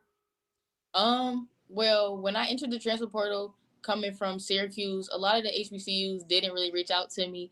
And in my recruiting, I've had like other schools say like, "Oh, we haven't reached out." They told my coaches like, "We didn't reach out because we think she's gonna tell us no. Like, she thinks she's gonna tell us no. She's gonna tell us no," because they knew I had like schools from higher conferences and things offering me. But this time, I just wanted something different, and I just thought that a HBCU would be best for my stop, my final to complete everything out. So I actually followed like HBCU coach. I went and did it on my own, followed the HBCU coaches. And as soon as they saw the follow from me, a lot of them reached out immediately like, "Oh my goodness, like you're interested in us, we're interested in you." So I followed Coach Gordon, I followed the assistants, and I just waited for them to reach out. When they reached out, I'm like, "Yeah, I'm transferring and I'm interested in going to HBCU." So actually this time around, I made that like a thing to check off my list. Like I had certain criteria. Of course, a family environment was one, and I was like an HBCU. So I told PWIs pretty much no, like no, thank you. This time around, I'm looking to go to a HBCU. So once I told Coach Gordon that, of course, she was like, "Well, we gotta get you on a visit." I took some visits to other places as well, and I stopped at FAM, and I was feeling like the family vibe. So that's pretty much how I ended up at FAM. And like I said, I wanted to go somewhere. If I didn't go to HBCU, it was gonna be somewhere hot or somewhere back at home in Michigan. So it checked off the hot box, it checked off the family box, and HBCU box. So I just thought that I could see myself doing pretty well here under Coach Gordon and the rest of the coaches, and that's how I ended up here. Man, I love to hear that. I love to hear that. I'm curious about, so in your if you think back into your recruiting coming out of Detroit, and you mentioned that there weren't many, well, and I don't know if it was just when you were into the portal, but going back even further in your high school recruitment, was there any interest in HBCUs at that time? Do you have any family members that went to HBCU? I know Detroit, there's probably a lot of HBCU folks in Detroit. What was your knowledge base about HBCUs from that standpoint, taking back to your high school recruiting period? Actually coming out of high school, just being honest with you, HBCUs were not on my list just because I've always heard like, "Oh, it's hard to stay focused. It's hard to stay focused. It's hard to stay focused." So I've always been like a focused person, but I also am pretty reserved. So just hearing about it, they made it seem like it was always like just live and just too much going on, like outside noise. And I was like, I have more of a reserved personality, so I don't really know if I'll actually like it. But I thought it might have been too overwhelming just for my reserved personality. But I do have aunts who have gone to HBCUs and family who have gone to HBCUs. So I think that just with maturing, with going to those PWIs and just having that time to be like adjusted and acclimated to the college routine and college schedule, I think that's why I was able to round out my career at an HBCU, because I know kind of how it works and how it goes with everything around. And so the outside noise, like to me, it's really not what people make it seem. It's not as hard to focus at HBCU as people make it seem, in my personal opinion. But I just think that maturity of seeing so much and having so many different experiences throughout like college already has allowed me to come to FAMU at this time, just perfect timing, and be able to accept everything that comes with an HBCU and make it through. Make it work for you. I get it. I get it. Go ahead, Kay. I'm interested to know, now that you're at HBCU at FAMU, what are some of the things that, thus far it sticks out, makes it unique, that you like, what was fun, and then maybe something that, you didn't expect?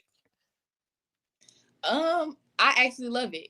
So I don't regret not going immediately, like I said, because I just don't think that I was ready necessarily. But now that I'm here, I absolutely love it.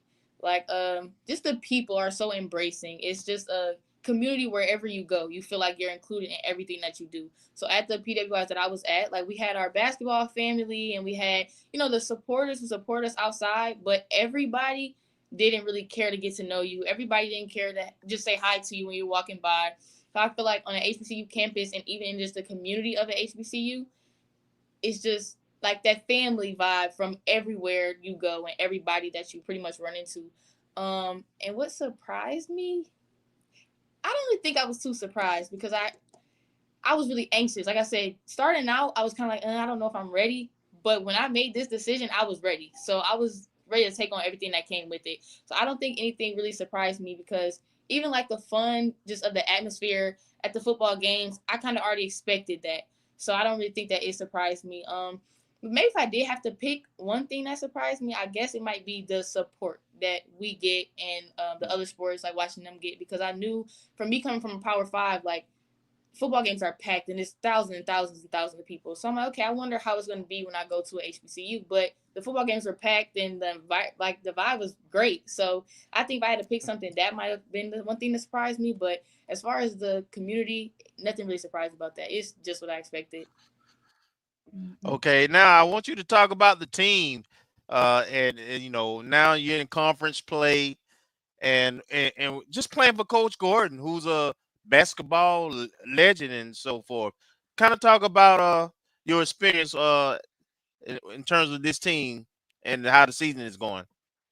I think we started off playing those bigger Power 5 schools, and I kind of knew what to expect from that. But I think that we did learn a lot, and we grew from those losses that we took against those bigger schools. I think now that we're meshing together and gelling together, everybody's starting to come into their own. Like some games, I think I had like 2 games where I didn't really perform well as far as like scoring wise, but other people around me stepped up and were able to do that. Whereas I feel like in the beginning of the season, we were playing those Power 5s. Some of the games, it was like if I wasn't coming through, it was like, what's going on, y'all? Like, so I feel like I'm just proud of how my teammates have responded and just took those moments of though, like everybody didn't have those experiences at those Power 5 levels. So instead of just letting that defeat us, I think I'm really proud of my teammates for just taking those moments and learning from them and growing. So then it's like we can all go into conference together. It doesn't feel like, oh, if I'm not performing or whoever having a hot game, if they're not doing well or the moments they don't do well, nobody comes with them. I think we had some of those moments in the beginning of the season, and now it's like anybody can have a great game because we've been battle tested and we took those lessons and just learned from them and didn't allow them to destroy us. So I'm really proud of what my team is doing. And even with the games that we lose, like, I mean, you lose some, you win some, you lose some. So I don't really let that. I try to always tell my team, like, don't let that determine what we do moving forward. Like, let the loss just be that temporary, let it be a loss, and keep on going. Like, we had to play some of these teams twice, so let's just make it a better game the next time that we play them. But I'm just really proud of just how my team is persevering through everything.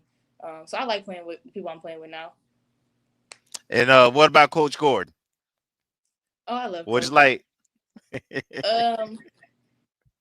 It's like my journey with some of my stuff as far as like coaching. I've been through like the ups and downs of the coaching side of things, and Coach Gordon knows in more detail just what I've been through. So I think that she's providing me like a safe haven almost. Like I needed this experience, and I needed just the love. I needed to be loved by a coach, how she loves me just as a player. So I enjoy playing with her, and I tell her all the time, like, I'm just grateful for the opportunity that she provided for me and just the like nurturing side that she provides for me and my teammates, or my teammates and I guess I should say. So I love it. I love playing for her. I'm very, very appreciative of her. Yeah, and I'm glad that I'm playing under her. Let me follow up. Let me follow up with that, because I get a sense. Does it help when you? Is it how helpful? And I feel like I guess what I'm trying to say is sometimes I think it may be from the exterior seem like it's hard when you're playing for somebody like Coach Gordon, who she has. I mean, she played for a legend. She's been she's one of the GOATs of women's basketball. That can be, it may seem to be intimidating for some people.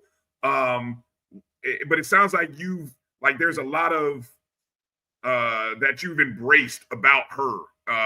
And so some things that may be a little bit different. Does she maybe understand you a little bit different than maybe what other coaches did?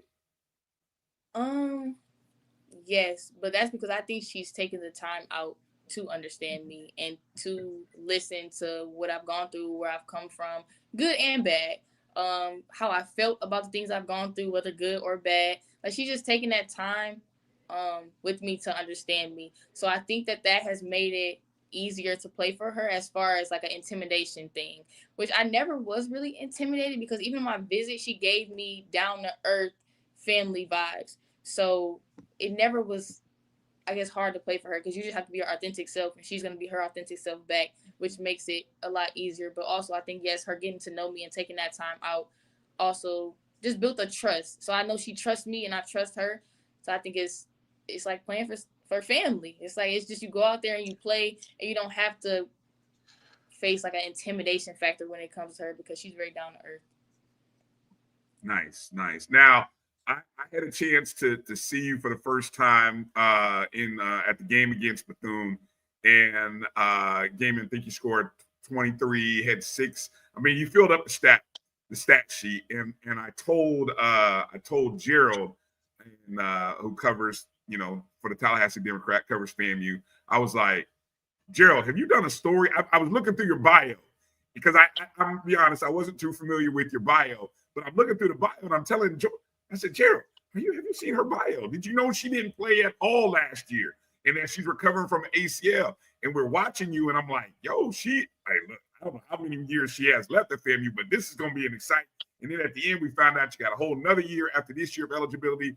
But I want you to tell Rattler Nation a little about your journey, because obviously you're recovering from a ACL. That conference, this is your first conference season in almost like 2 years. So talk a little bit about that journey of recovery.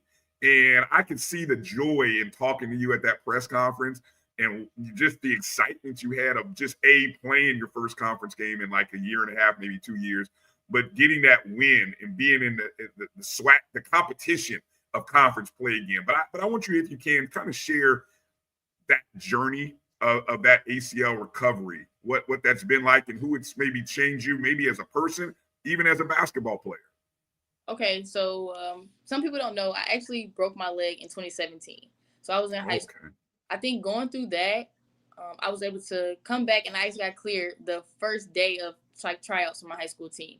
So I think just going through that recovery, it wasn't as hard as an ACL, but it was like a building block to the ACL. So I think going through that, having to persevere through that, prepared me so that when I tore my ACL in college, I also tore my ACL twice, the same one twice, my right leg.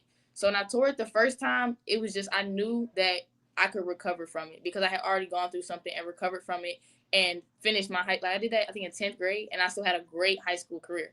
So I knew that an injury wouldn't define me and wouldn't stop me from doing what I put my mind to do.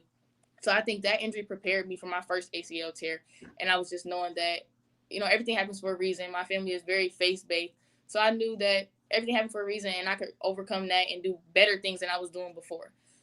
Then when I tore it the second time, it was a lot of things just going on that weren't really making sense as far as basketball for me. So I think when I tore it the second time, I tell people all the time that really showed me everything happens for a reason, because it made something that I was kind of questioning and trying to figure out on my own. It just put it in God's hands for me. And it was like, it's on his timing, and this is making stuff make sense. So it provided me with these 2 years to come somewhere where I'm loved and cared for by everybody pretty much in the city of Tallahassee. They show me support, show my team support. Like, just, I needed this love and stuff from basketball. I needed that back. So I think getting these extra years prepared me for that. Allowed me to do that. And just knowing, like, seeing it as it was going on when I tore it the second time, just being able to kind of map out, like, you know what? Take a step back and don't worry about just being injured, but actually think of the opportunity that you're going to get from this injury. I think that's what allowed me to see it and just be positive about it and overcome it and come back from it. So that's how I ended up, I guess, here. And that's just a little bit about, like, my journey and my story. And yes, I was so excited to play again. Like, it's been such a long time since I actually got to get in the flow of playing, because even when I came back from my first ACL, I had like some lingering injuries. So I wasn't really feeling like myself, even for like the month that I was cleared and I was back. So recovering from my second one, now I feel more like me. I was able to learn from my first recovery and some of the things that I didn't really do right or didn't focus on enough about, like, strengthening and things like that I could fix in the second time around. So I know that from this second one, I can come back and my knee is stronger, my leg is stronger, and I'm in a place as well. Like I said, at FAM, I love being here. I'm in a place where I can just perform and get, like, the residuals of everything I've put into basketball. Nice. And you play with a noticeable brace on that right leg, but Look, I don't see. I'm not gonna lie. I don't know. I have to go back and find film of you previously, but seeing what you do with it on, it doesn't show any sort of doesn't show any ill effects of slowing you down. But you play with it, and I don't see any ill effects. I know I had a question in the chat to ask about your play and your movement with it. Oh yeah. The brace, when I first decided to wear it, it was because I had already tore it once, and then I tore it again, and I was okay. I don't want to tear it again, God forbid. So I took their advice and put the brace on. But actually, my first time I didn't play with the brace, and when I broke my leg in 2017, I did not play with a brace after that because I just had the mindset of like I don't want my legs to get used to playing in the brace. Like I want to still be able to do things without the brace and be able to go without the brace. I don't want to become codependent on having the brace on. But it just was one of those things like, okay, maybe drop my ego a little bit, put that brace on so I can protect myself and not re-injure myself. So that's why I wear it. But I already told myself going into it, like, if I put this brace on, it still can't stop me. Like, I still do what I want to do, how I want to do it. And I heard people say when I was deciding about the brace, oh, like, it slow people down. I hear this, I hear that. And my response was like, it's not going to slow me down. Like, it's nothing this brace can do to slow me down. So I think that's just a mindset. Like, I don't worry about that brace. I don't think about the brace. I still dive on the ground with the brace. I still do everything I was doing before. So I think it's just a mindset. Like, I don't want to say that. And I know some people have different experiences. And it's like, okay, maybe the brace does affect them. But for me, I just feel like my mindset can overcome me having the brace on. So I know people, like, see it. And I've heard coaches say, like, oh, they're going to see the brace and think they just attack that leg. Try it. Like, it's not going to stop me. Like, I'm still going to get to the spot. I'm still going to do everything that I need to do and is required to win. So that's why I wear the brace. And I wear it confidently because it's not going to stop me from doing anything that I want to do. I love it. I love it. Awesome stuff. Go ahead, Kay. What do you got? I'm interested in for this team to reach its ultimate goal, make it to the tournament, win the tournament, get to the NCAA, improve from week to week. What is it that you all need to do better, or you think that we can look at and say, hey, this team wins when we do this well or these things well? I think communicating on the defensive end, something that we need to work on for being consistent. I feel like when we hit droughts in a game or it's not going our way, we kind of shy away from it. And I feel like that should be the point where we rise to it, and myself included. So working on that, just talking and staying consistent with communication throughout the whole game, as well as our turnovers. That's been like our Achilles heel is our turnovers. Like I said, we included as well. So I just think once we get those two things right, I think we're turned up a notch. Okay. I think those are very two astute points there. But I absolutely enjoy watching you all. I go to all the games, and it's just a joy to watch y'all play. Y'all play with a joy. It's a good game to watch, and you play with maximum effort. So thank you. I thank you. Hey, Cheyenne, before I let you get out of here, because I want to let you get your rest. Big game coming up. You're on the road. Jackson State.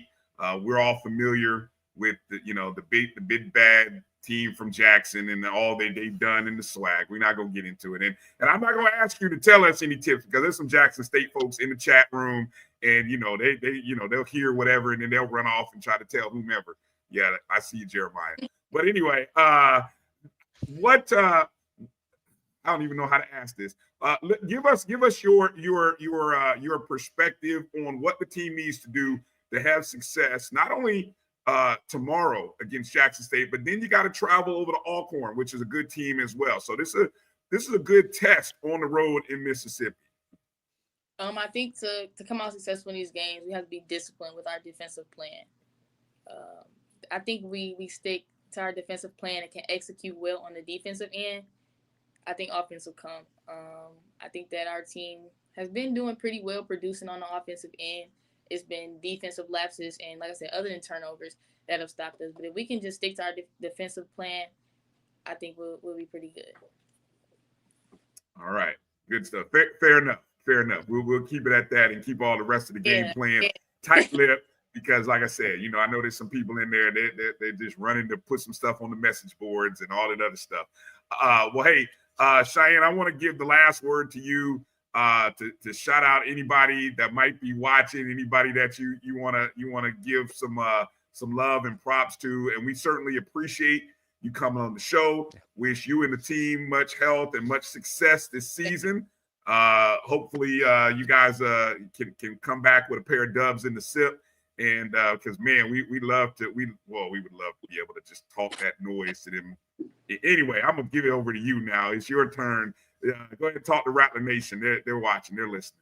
I just want to say thank you. Like I said, I love being a Rattler. I appreciate everybody how they've welcomed me in.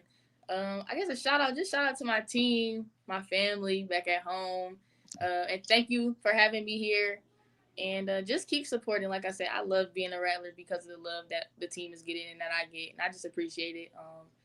My story is one to know, like it's a lot. So I just feel like that love, it allows me to just be confident when I go out there and play, knowing that I'm representing myself in front of an audience that actually cares to know who I am and to know things about me. So I just appreciate everybody and all the support that I'm getting so far since I've been in Tallahassee. So thank you. Yes, indeed. Yes, indeed. And Cheyenne, you're officially a friend of the ONG, and so anytime you want to come on, anytime you got something to talk about or share, you got a home right here. All you got to do is reach out and let us know, and we'll find some time and some space for you to do so. And thank you for the time. Thank you for sharing your story. I knew it was a good story. I could tell. I knew it. So I'm glad we were able to share it with Rattler Nation. And go be great tomorrow, man. I know you guys will be. I know you ladies will be. Be great this entire weekend. And we'll talk soon, all right? All right. Thanks for having me again. Yes, indeed. Thanks up. Say hi to everybody. Say hi to Coach Gordon and everybody, all right? I will. All right. Ladies and gentlemen, Cheyenne McEvans, baller. That's all I'm going to say. Coming to your town, Jeremiah Clark. Coming to J-State. They coming to the SIP. They there. Look, again, I just want to let you guys know, again, the numbers speak for themselves for what Cheyenne is doing this season.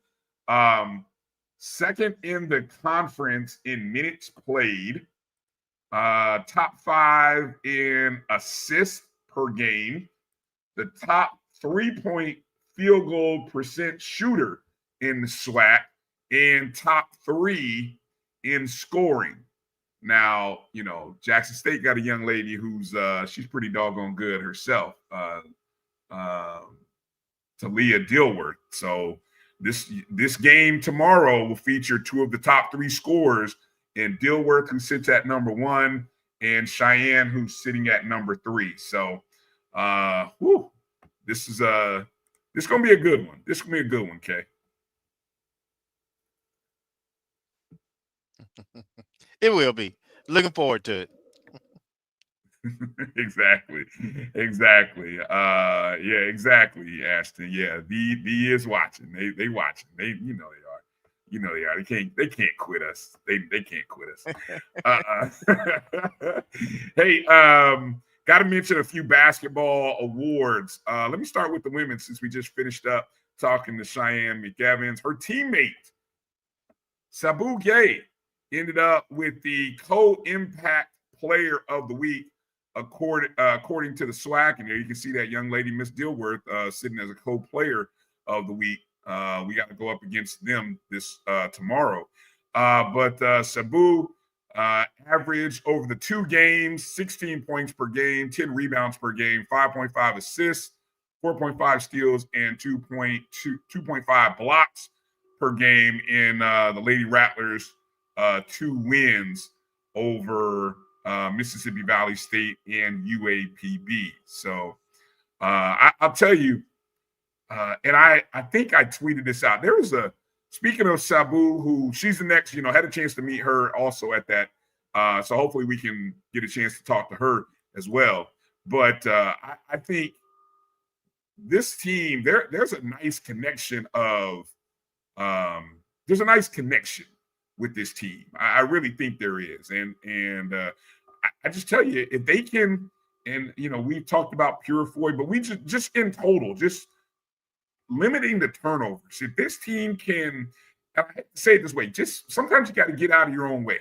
And we just got to value the possessions a little more. And I think the thing with turnovers, there's two types of turnovers. There's the trying to make the extra or right play kind of turnover, and then there's the sometimes I just got to scratch you the head scratching WTF turnovers. It's like what the and I think we got to have fewer of the latter.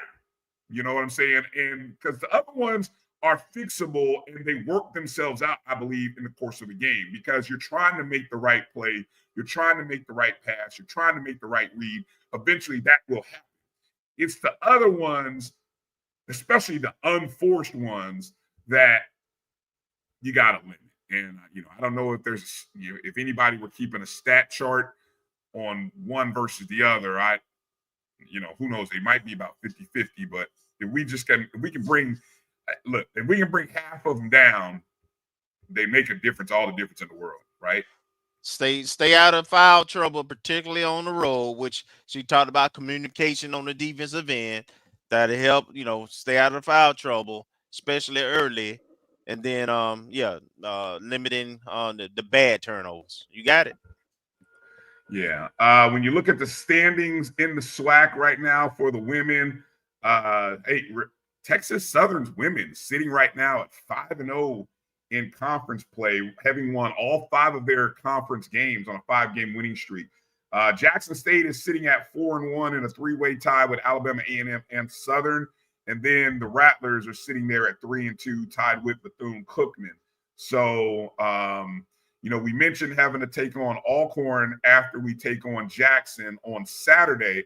Alcorn is 1-4 right now, having lost 3 in a row. But that team is not to be slept on. I think didn't Alcorn go to the championship? Was it last year when Alcorn went to the championship game, or was it the year before? I'm not sure, but in the SWAC, there's a lot of parity. So you have to bring your hard hat and your lunch pail every game.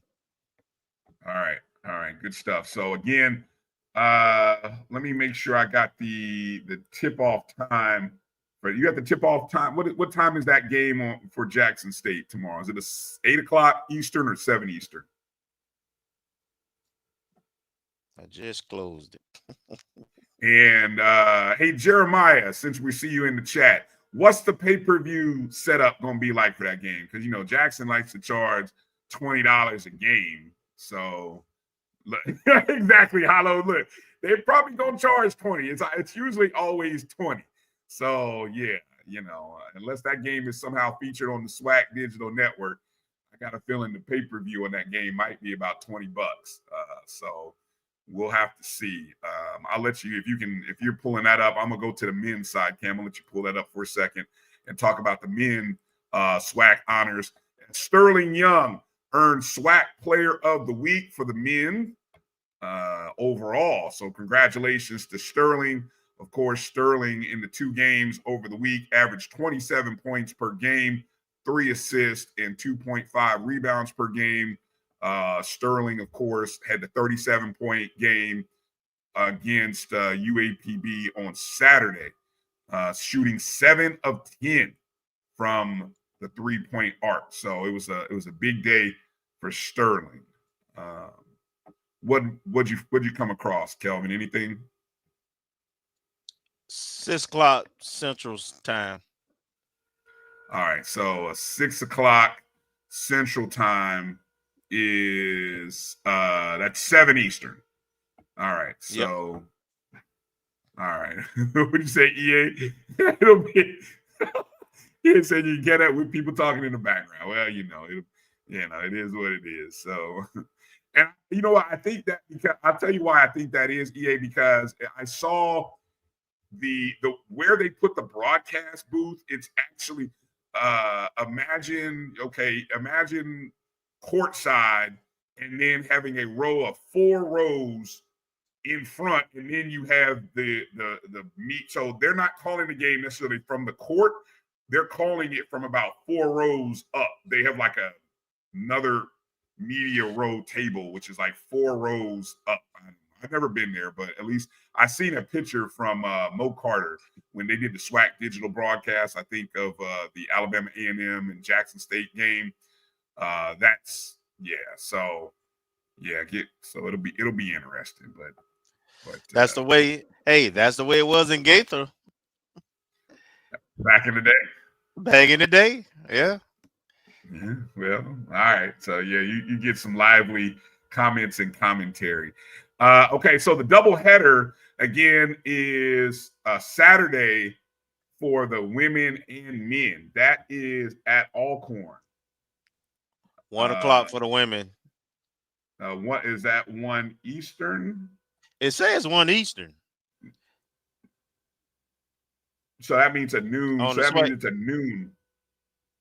And actually it says 6 Eastern tomorrow, according to the SWAC page. Well, if you're looking at the SWAC site, then that's central. That's central. So that means They- have spring an hour forward. They actually have ET on it though.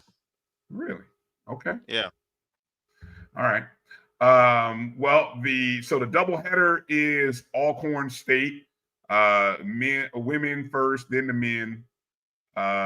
Good friend of the Black College Sports Network, Charles Edmond, the voice of Alcorn State. Now, I will say, Charles he's very professional. I know obviously he's an Alcorn State guy, but if you want a good professional broadcast, if that game will be on YouTube. I think Alcorn State does stream their games on YouTube, and for free, I think.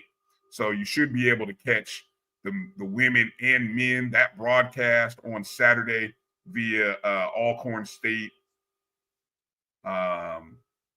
Sports on YouTube. For the standings in the men's division right now, Southern is sitting atop the men division 5-0. Unbeaten so far. So you on the women's side and the men's side, you've got 2 5-0 teams unbeaten.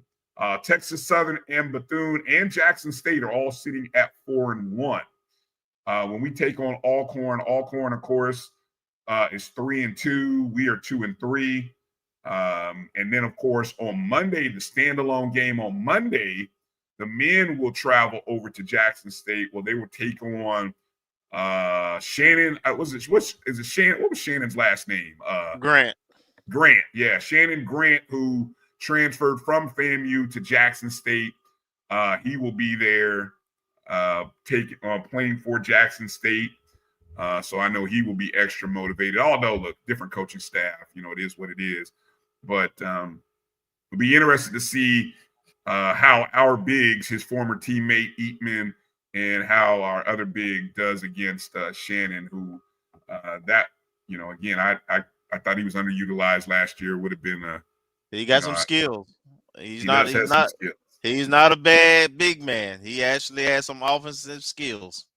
Yeah, indeed. When I look across, I want to just quickly kind of look through the stats throughout the conference. Sterling Young is 4th in the conference in scoring. Just kind of quick glancing and see if I see any Rattlers in any key statistical categories. 3-point shooting, Milton Matthews, second leading 3-point field goal percentage shooter in the league. He is number 1 in 3-point field goals per game.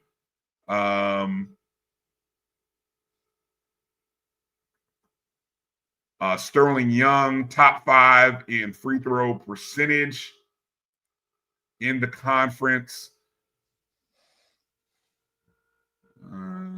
Yeah, we don't have anybody, unfortunately, in that assist to turnover ratio. Nobody in there. Just kind of glancing through. Yeah, so I mean, those are the two. So Matthews and Young, two of the top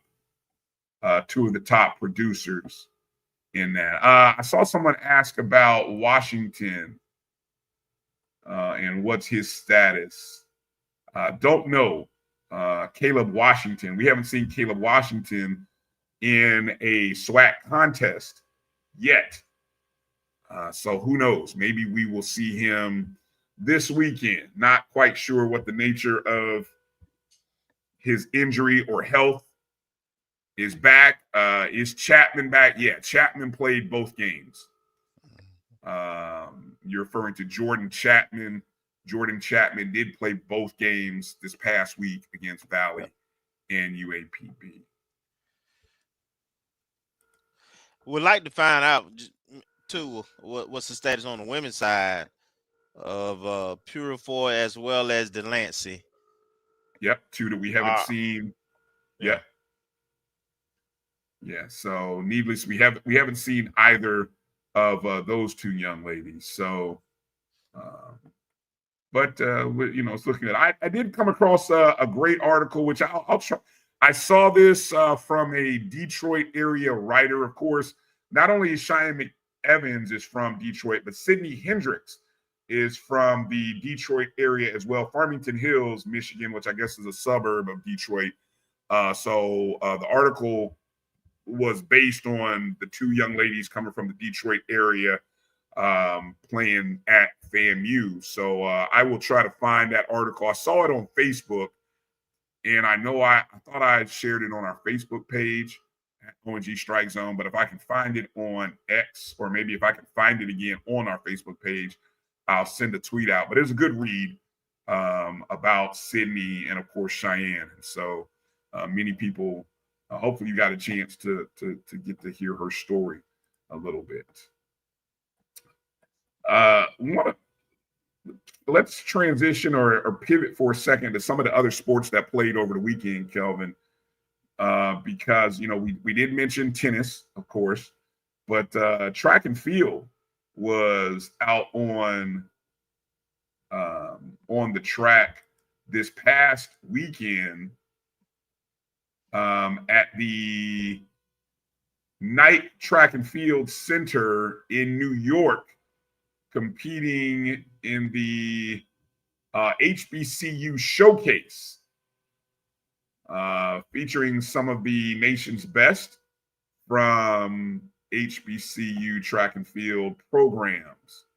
Dejan Clark in the 60 meters and long jump, Leonard Mastari in the 600-meter hurdles, Nia Blocker in the 600-meter and 200 meters, Kenneth Martin in the 400 meters, and Paul Roden on the high jump not only set the standards in their respective events, but also sit among the nation's elite.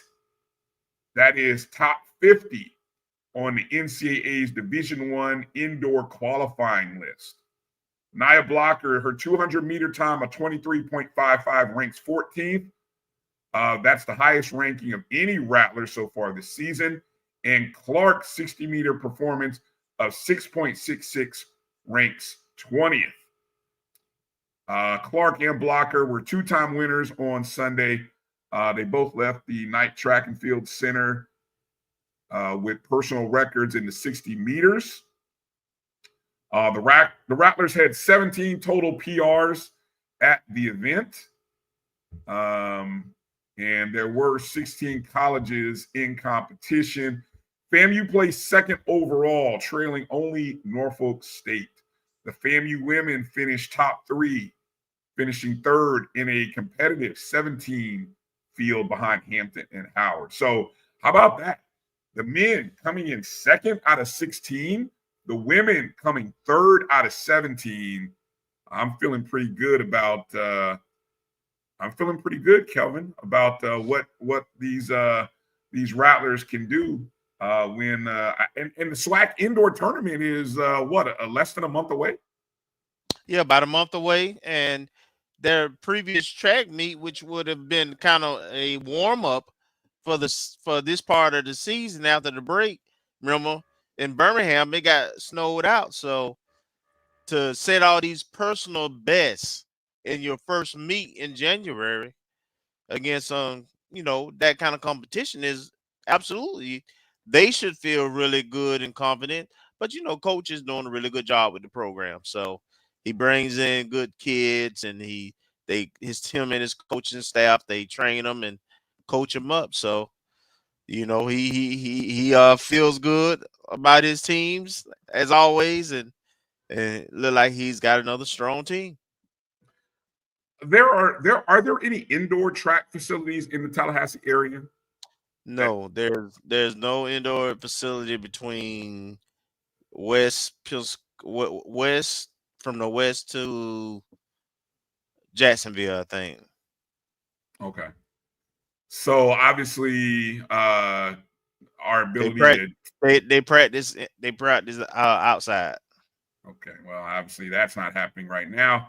But fortunately, the next meet is not until the end of the month, January 31st, February 2nd, when they will be in South Carolina, Columbia, South Carolina, for the 2-day Carolina Challenge and the Gamecock Challenge, both of them hosted by the University of South Carolina. So hopefully the weather will warm up a little bit. Some of that snow will melt, and they'll be able to get back out and train sometime next week to get ready for that meet. And again, just in case you weren't familiar, after the South Carolina meet, they will travel to Chicago for the Windy City Invite the weekend of Valentine's Day, the February 14th and Saturday the 15th. And then, of course, in Birmingham, literally 1 month away, as Kelvin said, February 21st and February 22nd for the SWAC Indoor in Birmingham. All right. You want to mention bowling, Kelvin? Yes, we want to mention all of our teams, give them some love.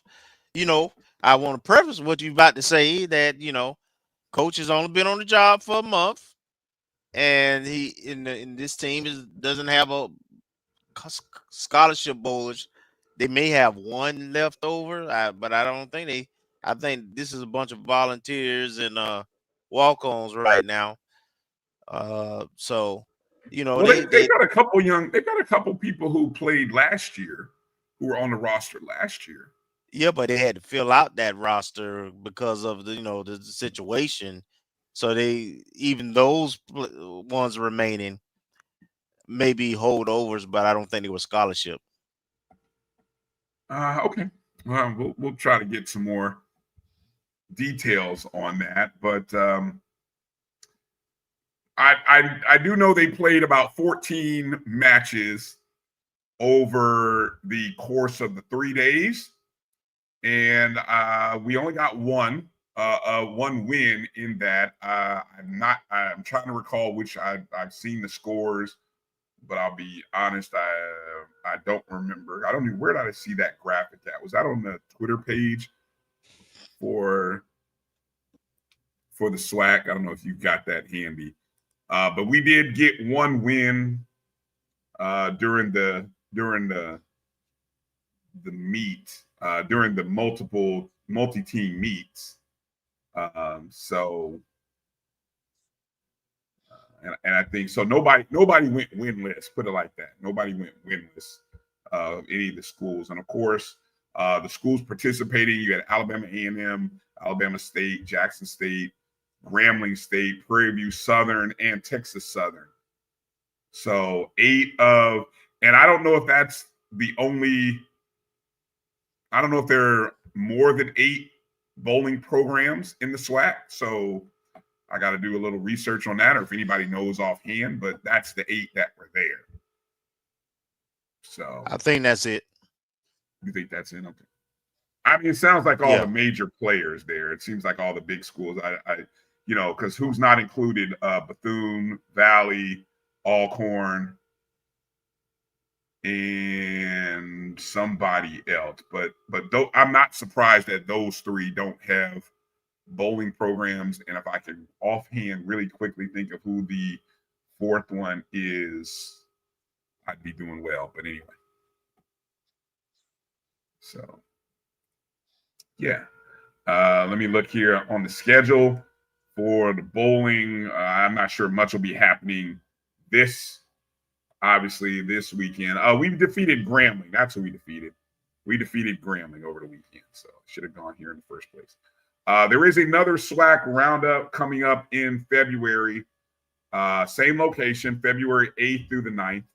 So another opportunity at that point to kind of improve. There you go. All right. Anybody we leave out? Because I think we covered everybody else, correct? Yes, we got all the sports in.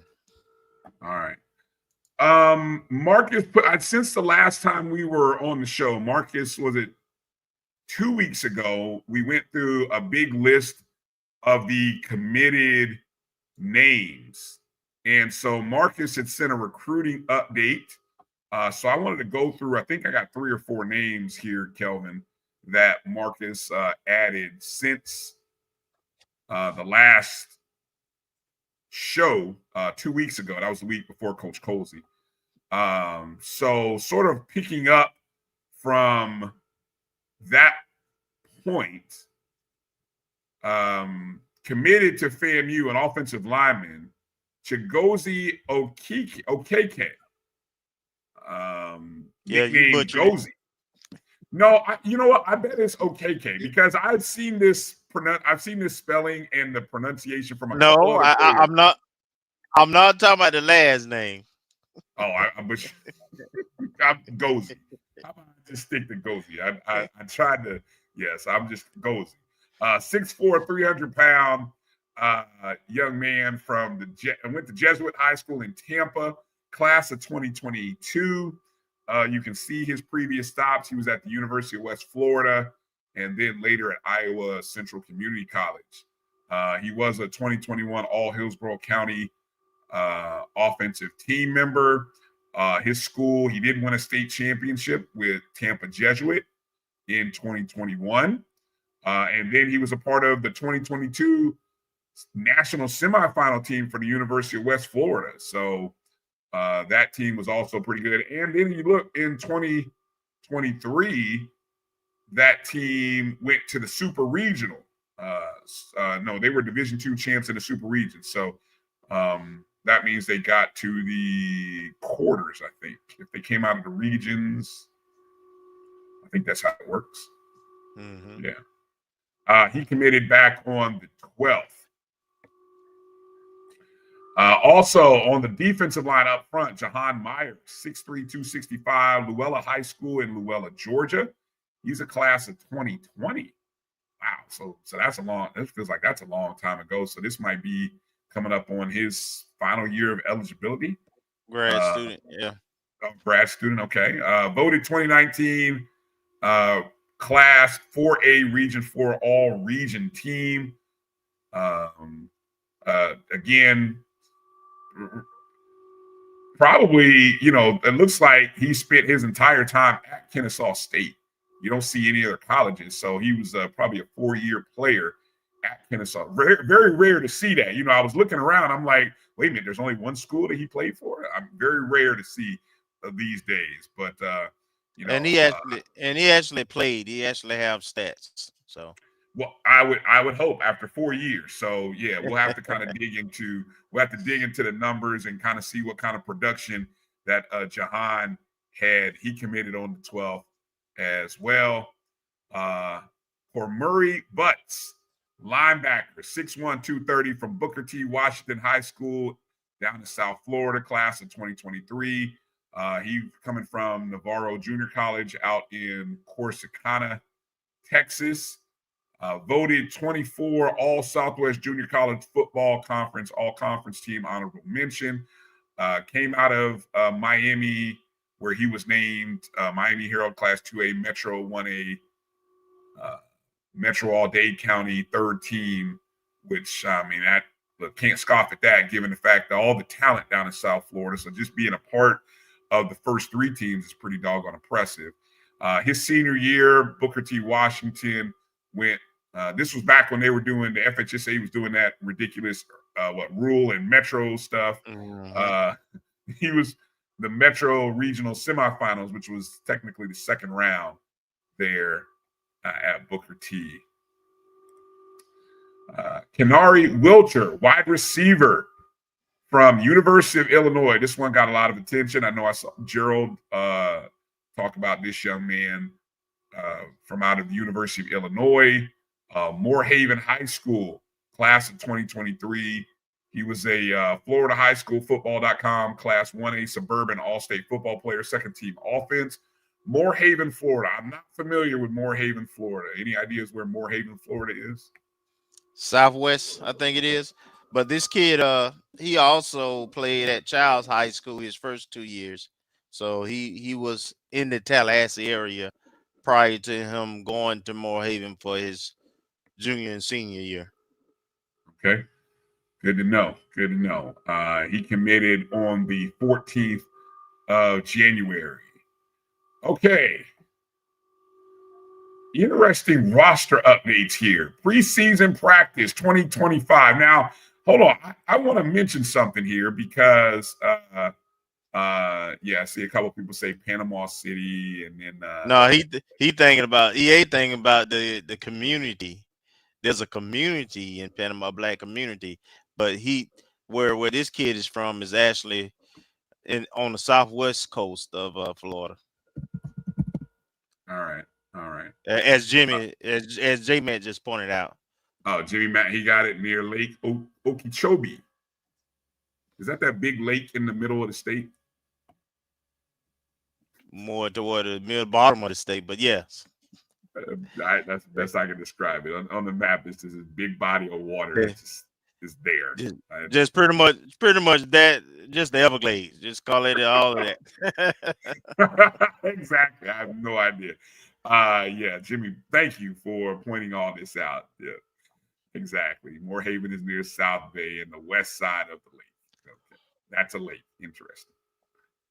Okay, I got a lot of questions about that lake, but now's not the time. Okay, I'm not gonna act like I haven't lived in this state for 30 years and don't know anything about that. But anyway, Coach Cozy gave some shout outs earlier this week. Week 1 of workouts were in the book, and he sent out a tweet talking about the players of the week. The skill player of the week was wide receiver Jordan Edwards, who's a senior from Albany, Georgia. The combos player of the week was linebacker Nayron Jenkins, friend of the program from is it Alachua or Alahua? Is it Alachua? It's Alachua, isn't it? Yes, it's Alachua. Okay, all right. I just wanted to make sure it was what it was, and I was reading it wrong. The Bigs defensive lineman James Gardner, grad student from Fort Pierce, and newcomer defensive back Taquan Lattimore, a senior from Cairo, Georgia. Those were the week 1 performers of the week, according to Coach Cozy. Shout out to Coach for tweeting that out. And hopefully we will continue to get updates like that about how pre-season workouts are going. Now, roster updates. Okay, coming back to this. Okay, so where do we take this conversation? This conversation has to do with potential quarterbacks. And if I recall, how do I say this, Kelvin? If this is the young man that, so are we saying was this the young man that we were talking about as potentially, or do we know he is on the roster? Where are we going here? I do not know for sure. This is who our recruiting specialist has research based on what Coach said last week. This is the research he's saying as the QB. Exactly. Okay, so we'll be on the roster. Yeah, if you recall the interview with Coach Cozy, and again, I re-sent that out today for those of you who were stuck in the house and you needed something to watch. But again, I want to encourage you to go back and an hour and a half talking to Coach Cozy, was gold. And so I really hope that if you haven't listened to it once, if you go back and listen to it again, maybe sometimes you get to YouTube and you pause and then you got to come back and listen to it again. Well, go back and listen to it again because there's an hour worth of good stuff there. But Coach made mention of potential quarterback coming in. And so our recruiting expert, Marcus Green, did some investigating. And we believe that the young man that may potentially be coming to FAMU is Roman Purcell. Now, Roman has, he has been at a few schools, few high schools, a few colleges, but most recently he's coming from Indiana University, and he's a dual threat quarterback, as it was described, not only in a couple of publications that cover Indiana University football.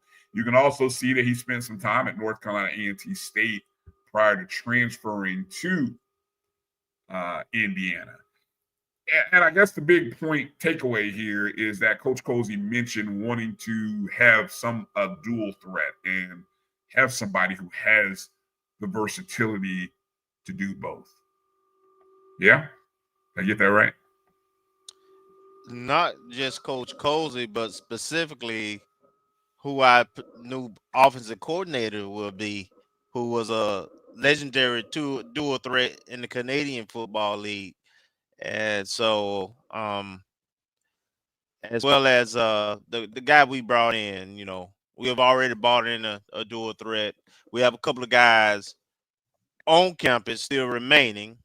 So, it's going to be an open competition, and we'll see what happens this spring. All right.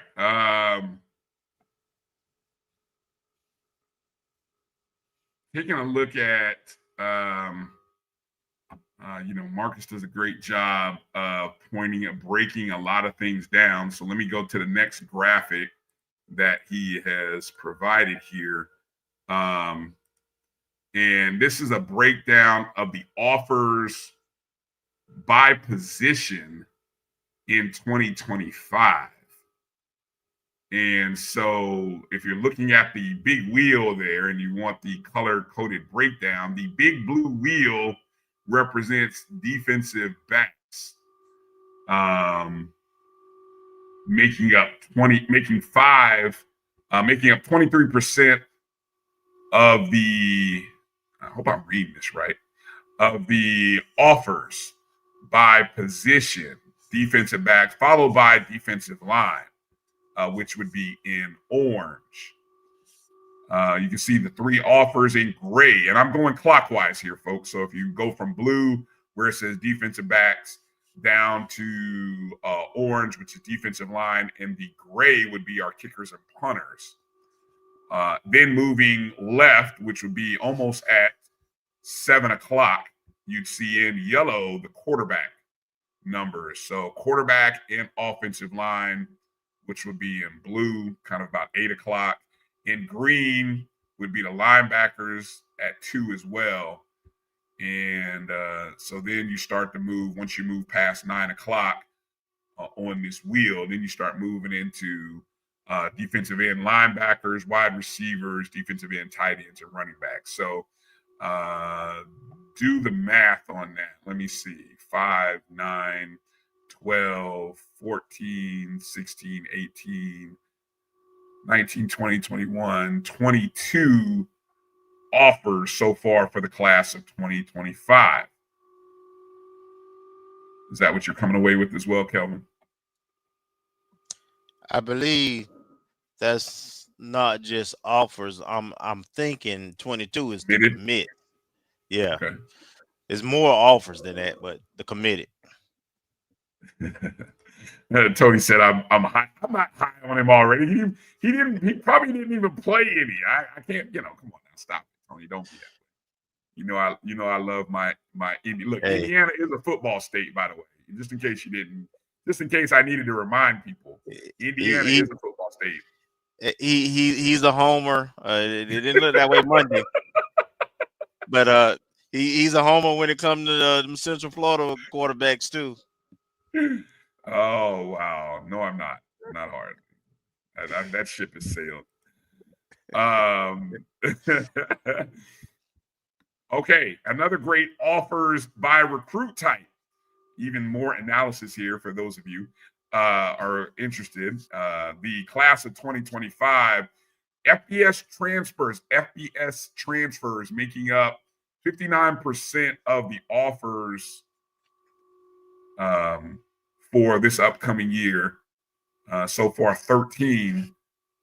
And then you see FCS transfers making up 4. So if you just count from FBS and FCS, that would be your large blue chunk, and then the orange, that would make up nearly 67% or 19 of the roster recruits rather for the 2025 team. Now, noticeably, you see 1 high school, 3 JUCO, and 1 Division II transfer.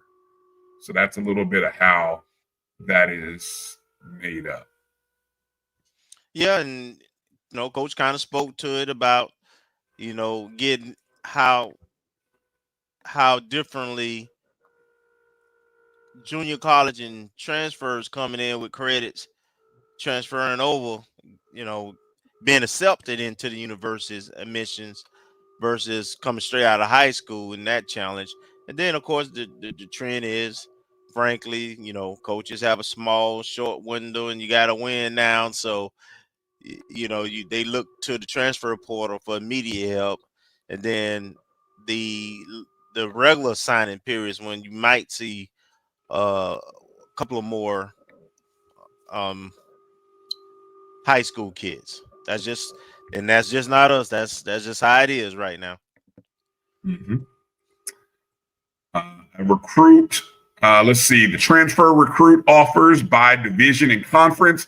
So again, Marcus has broken it down based on FBS transfer from various conferences. You see a pair from the ACC, a pair from the American, 3 from the Big Ten and MAC, and a pair from the Mountain West, a pair from the SEC. Then you can see from various FCS conferences, you've got 1 from the Missouri Valley, 1 from the Ohio Valley, 1 from another SWAC school, and 1 from the Pioneer Conference. And the Division II transfer came from the SIAC. Yeah, just data points, I guess. I think the biggest data point is probably 85% of them are Florida kids who coming home. Yeah. Graduating class, the transfer offers by graduating class is the last offer here. The largest contingent being the class of 23. Now, this is based on their high school graduating class. So as you can see, actually, you've got a few guys from 2019, man, and those are guys who are probably, those are guys who got their COVID year. We've talked about this maybe on another show, that this should be the last year for COVID kids. So these guys, these far left column, the 2019, let me see, it's a total of 5 guys are coming in, probably grad student eligible. And they are the last of the COVID. Well, them and 2020s probably. Unless they went to JUCO. Yeah, there you go. Well, I forgot about it. Yeah, I forgot about that. Yeah. So there you go. So that may be how we end up with some of these 2019s. But so I mean, just look at the numbers here. These are just offers, right? Now, again, these are offers. These aren't, the guys who committed. These are just what FAMU is offering.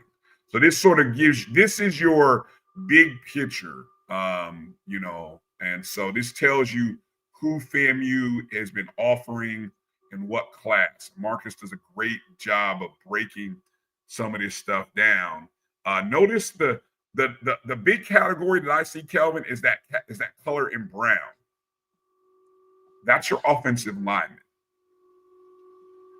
And you can see it is usually one of the largest groups from each class. It makes up a large chunk from the class of 2020, and also from the class of 2022. It's the largest, and then you see it still is, but maybe not so much, not as large a margin as it is from 2020 21 and 23. Interesting though, from 24 and 25, it's very low.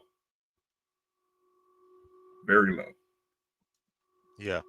So goes to show that we've been offering guys that if you're offering high school graduates of 2023, then that means they spent one season playing college football somewhere, which would have been the 2024 year. And so they've got a lot of time still left on their clock, their NCAA clock, right? It's kind of what that shows. Yes. All right. Anything else? And that's pretty much it, fellas. I hope, so that's a great deep dive on the recruiting update. I appreciate Marcus for putting that together. Hopefully you guys got something from that.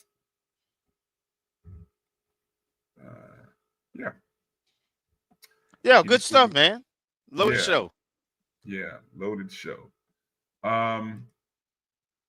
Before we get ready to wrap up the show, I wanted to take a second and mention the recent loss of a FAMU legend.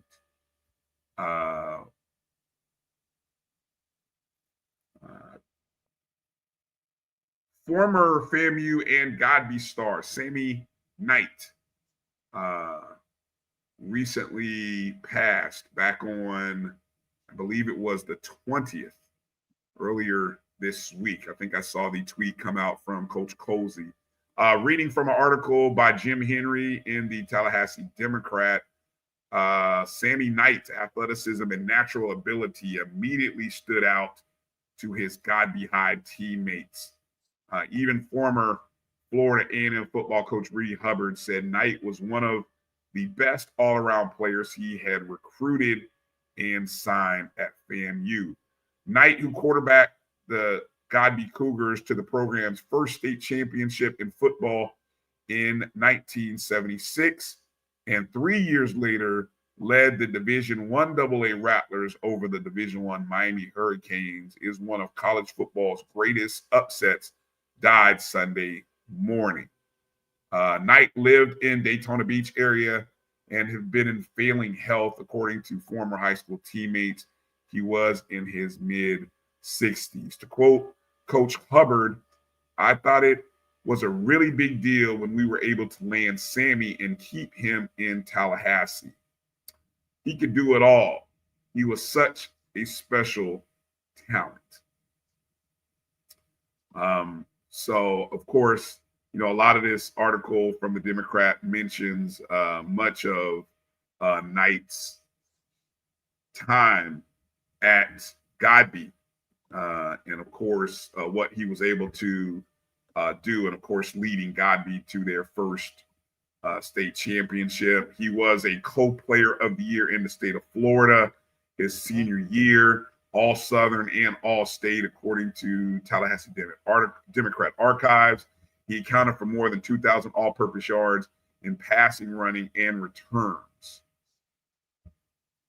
And of course, those of you who've seen the videos, you can see that day on October 6, 1979, when FAMU defeated Miami 16-13 at Florida State's Doak Campbell Stadium, which was live on ABC that Saturday, in front of 37,343 people. And of course, you saw Knight in that game leading FAMU. Of course, this was a year after FAMU had won the national championship the year before under Al Chester Sr., who had coached that team, or who quarterbacked that team, the 78 and the 77 Rattlers. And Knight came in the following year and helped lead that team. Any other thoughts? Obviously, this is a good article. Appreciate Mr. Henry, Jim Henry, for writing it. Of course, Gail mentioned growing up and playing as a youngin with Sammy. But any recollections? Anything you recall there about Sammy Knight, Kelvin, that you want to add? I think the article does a great job just talking about the legend, because he was a high school legend before he became a FAMU legend. Played multiple sports. Really was the heart and soul of the 76 Godby team. You know, fortunate back in those days, the best athletes, we still, we're out recruiting the now power forwards for black athletes at that time.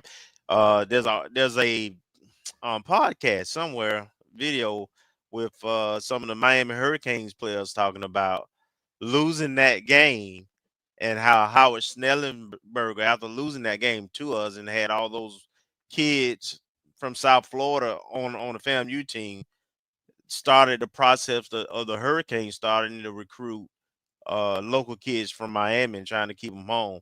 And you hear some of the guys, Highsmith, some of the other guys was like, "Hey, we were on our way to FAMU. I mean, if you're gonna stay in state and play football back in those days, you went to FAMU. If you were from the neighborhood." So, um, Sammy was dynamic. I watched him, and just to show you how dynamic he was. The 7-8 year we won a championship, and Chester graduated, but Sammy played that season some too, and because like I say, he could play a lot of positions. But in 79, we started off 5-0, and we beat the University of Miami, and Florida State played them that same year too. They came to actually Doak Campbell Stadium twice, Mm-hmm. and I believe we had more people for our game against them than Florida State did. But Sammy got hurt that season. I think that he got hurt in Jacksonville, not in the Miami game. Toward the end of the game, I can't believe. I think we were playing like a D2 school too, like Tuskegee or somebody like that. But anyway, he got hurt at the end of the game, of a game that we had well in hand in the fourth quarter, and people were pretty upset because they know what he meant to the team, and unfortunately, we lost the next 4 games after he got hurt. So that's the kind of impact of player he was. And some of his teammates, some other folks have been telling me that he was struggling with some health things, but definitely a Rattler football legend and local legend also, man, and he will be missed. Yeah, Vaughn Wilson also wrote an article for HBCU Game Day. Vaughn, I just coming across this and just doing a quick search. I'm gonna read this paragraph from Vaughn that talks about Sammy playing quarterback, kick returner, punter, and wide receiver for Coach Rudy Hubbard. Of course, as already mentioned, the 76 Godby team that defeated Miami Carroll City, which at that time was probably described as a powerhouse. And to me, I read that as people thought they were unbeatable, probably at that point in time. And so, of course, he was part of the 78 championship team. As you mentioned, I think Vaughn mentions that he played a role as a punter in that game, if I'm not mistaken, in that 78 game. So I appreciate props to HBCU Game Day, and props to, I even see an article here from HBCU Sports that was just posted a day ago. So, we talk about celebrating our legends. Knight was 65 years old. good to see. And hey, credit to Coach Colsey for making it known and putting it out there. I don't want to miss anything here. Chris Stevens wrote the article for HBCU Sports, so I just wanted to give props to all three because I think it's great opportunity to kind of celebrate our own, and we got to do that more when we have the opportunity to. And so you guys in your prayers, keep the Knight family, keep Sammy's teammates and coaches and friends all in your thoughts and prayers. And hopefully we can continue to celebrate his life every time we talk about that game that occurred back in 1979 and just the impact he had on that game and FAMU football. And maybe as the season goes, we can tell more stories of Sammy, and maybe we find a few other people, and we can certainly keep his memory alive by continuing to talk about one of FAMU legends in Sammy Knight. Absolutely. Chester definitely can do it. Yeah. You know, we I gotta talk to my guy Al. We didn't get him on this season, so maybe we'll have to see if we can get him on here, especially as we get closer. One of these upcoming shows. I know that it's loaded as we try to reach out to a lot of our coaches as we getting into, you know, softball season coming up a month away. Baseball will be starting, you know, our traditional spring sports that we like to think of are about to start kicking off here. And I know we're going to reach out and get some of those coaches on, but yeah, we'll have to find time to get Al Chester in here as well and tell us a little about Sammy and go from there. All right. I think we've done a lot. We've talked about a lot. Is there any final things that we maybe didn't mention, Kelvin, that you want to? If he did, we'll get. Hey, no. If he did, we'll get it on the next show. I'm like Marcus now. Oh! Now you get it. How come you get to do that? You don't think I ever want to be like, man? Come on, you know. No, I don't. You a Nighthawk. I'm a Nighthawk. Well, so you are right about that, actually. All right. Well, do me a favor, everybody. Make sure to support our women's tennis program and just support. But even if it financially, you can find a way to support. The Rattler Athletic Fund would be a great way to start. But your support of our tennis program in Tallahassee, especially if you're in Tallahassee, is paramount. So we thank Coach Nikki. And we say congratulations to Coach Nikki, and we say hello to Brielle, and you know, maybe one day a future appearance on the O&G. We'll look forward to that. And also, we got to thank Josh Padilla again. You guys make sure to show Josh some love if you haven't already, and just continue to thank him for what he was able to do and put together during his time at FAMU and elevating the profile of FAMU athletics into one of the best in college football, the best in HBCU, the best in the SWAC. And so we will miss him, and we look forward to seeing who's next. We're looking forward to seeing who else lifts and carries the mantle forward from what Padilla has done. And we thank Cheyenne McEvans for coming on. What a great story. Hopefully you can go back and share her story as we get ready for our game tomorrow at 7 Eastern, 6 Central against the big bad Jackson State Tigers. So that game in Jackson. And then, of course, the men and women take on a doubleheader at Alcorn State on Saturday. Check the game out on YouTube. And then Monday night, the men will take on Jackson State Monday night. We're ready to go. Thank you, everybody, for watching. Hit the thumbs up and the like button on your way out the door. And you can do us a solid. Share the show. Just one. If everybody who's watching and listening shares the show with at least one member of the family, be a great help to us. And make sure you're following us on Facebook, X, and Instagram at ONG StrikeZone, and YouTube as well, where you can go get all of these standalone interviews with our coaches and student athletes, and special guests like Josh will all be available on the ONG StrikeZone YouTube page for you to watch and share. Go check the BCSN Pod Zone everywhere you listen to podcasts, all of the shows that are part of the Black College Sports Network on Spotify, Amazon Music, iHeartRadio, Apple Podcast, and your favorite podcast platforms. I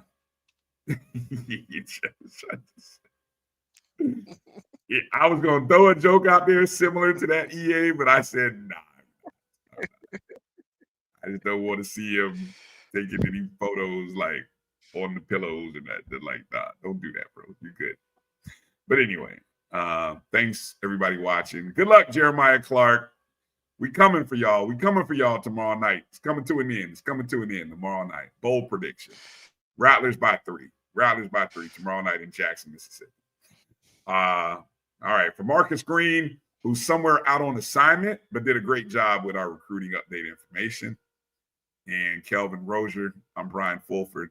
Thanks for watching the ONG Strike Zone tonight. Good night. God bless. Fangs up. And make sure to strike, and strike again. Peace out, Rattlers.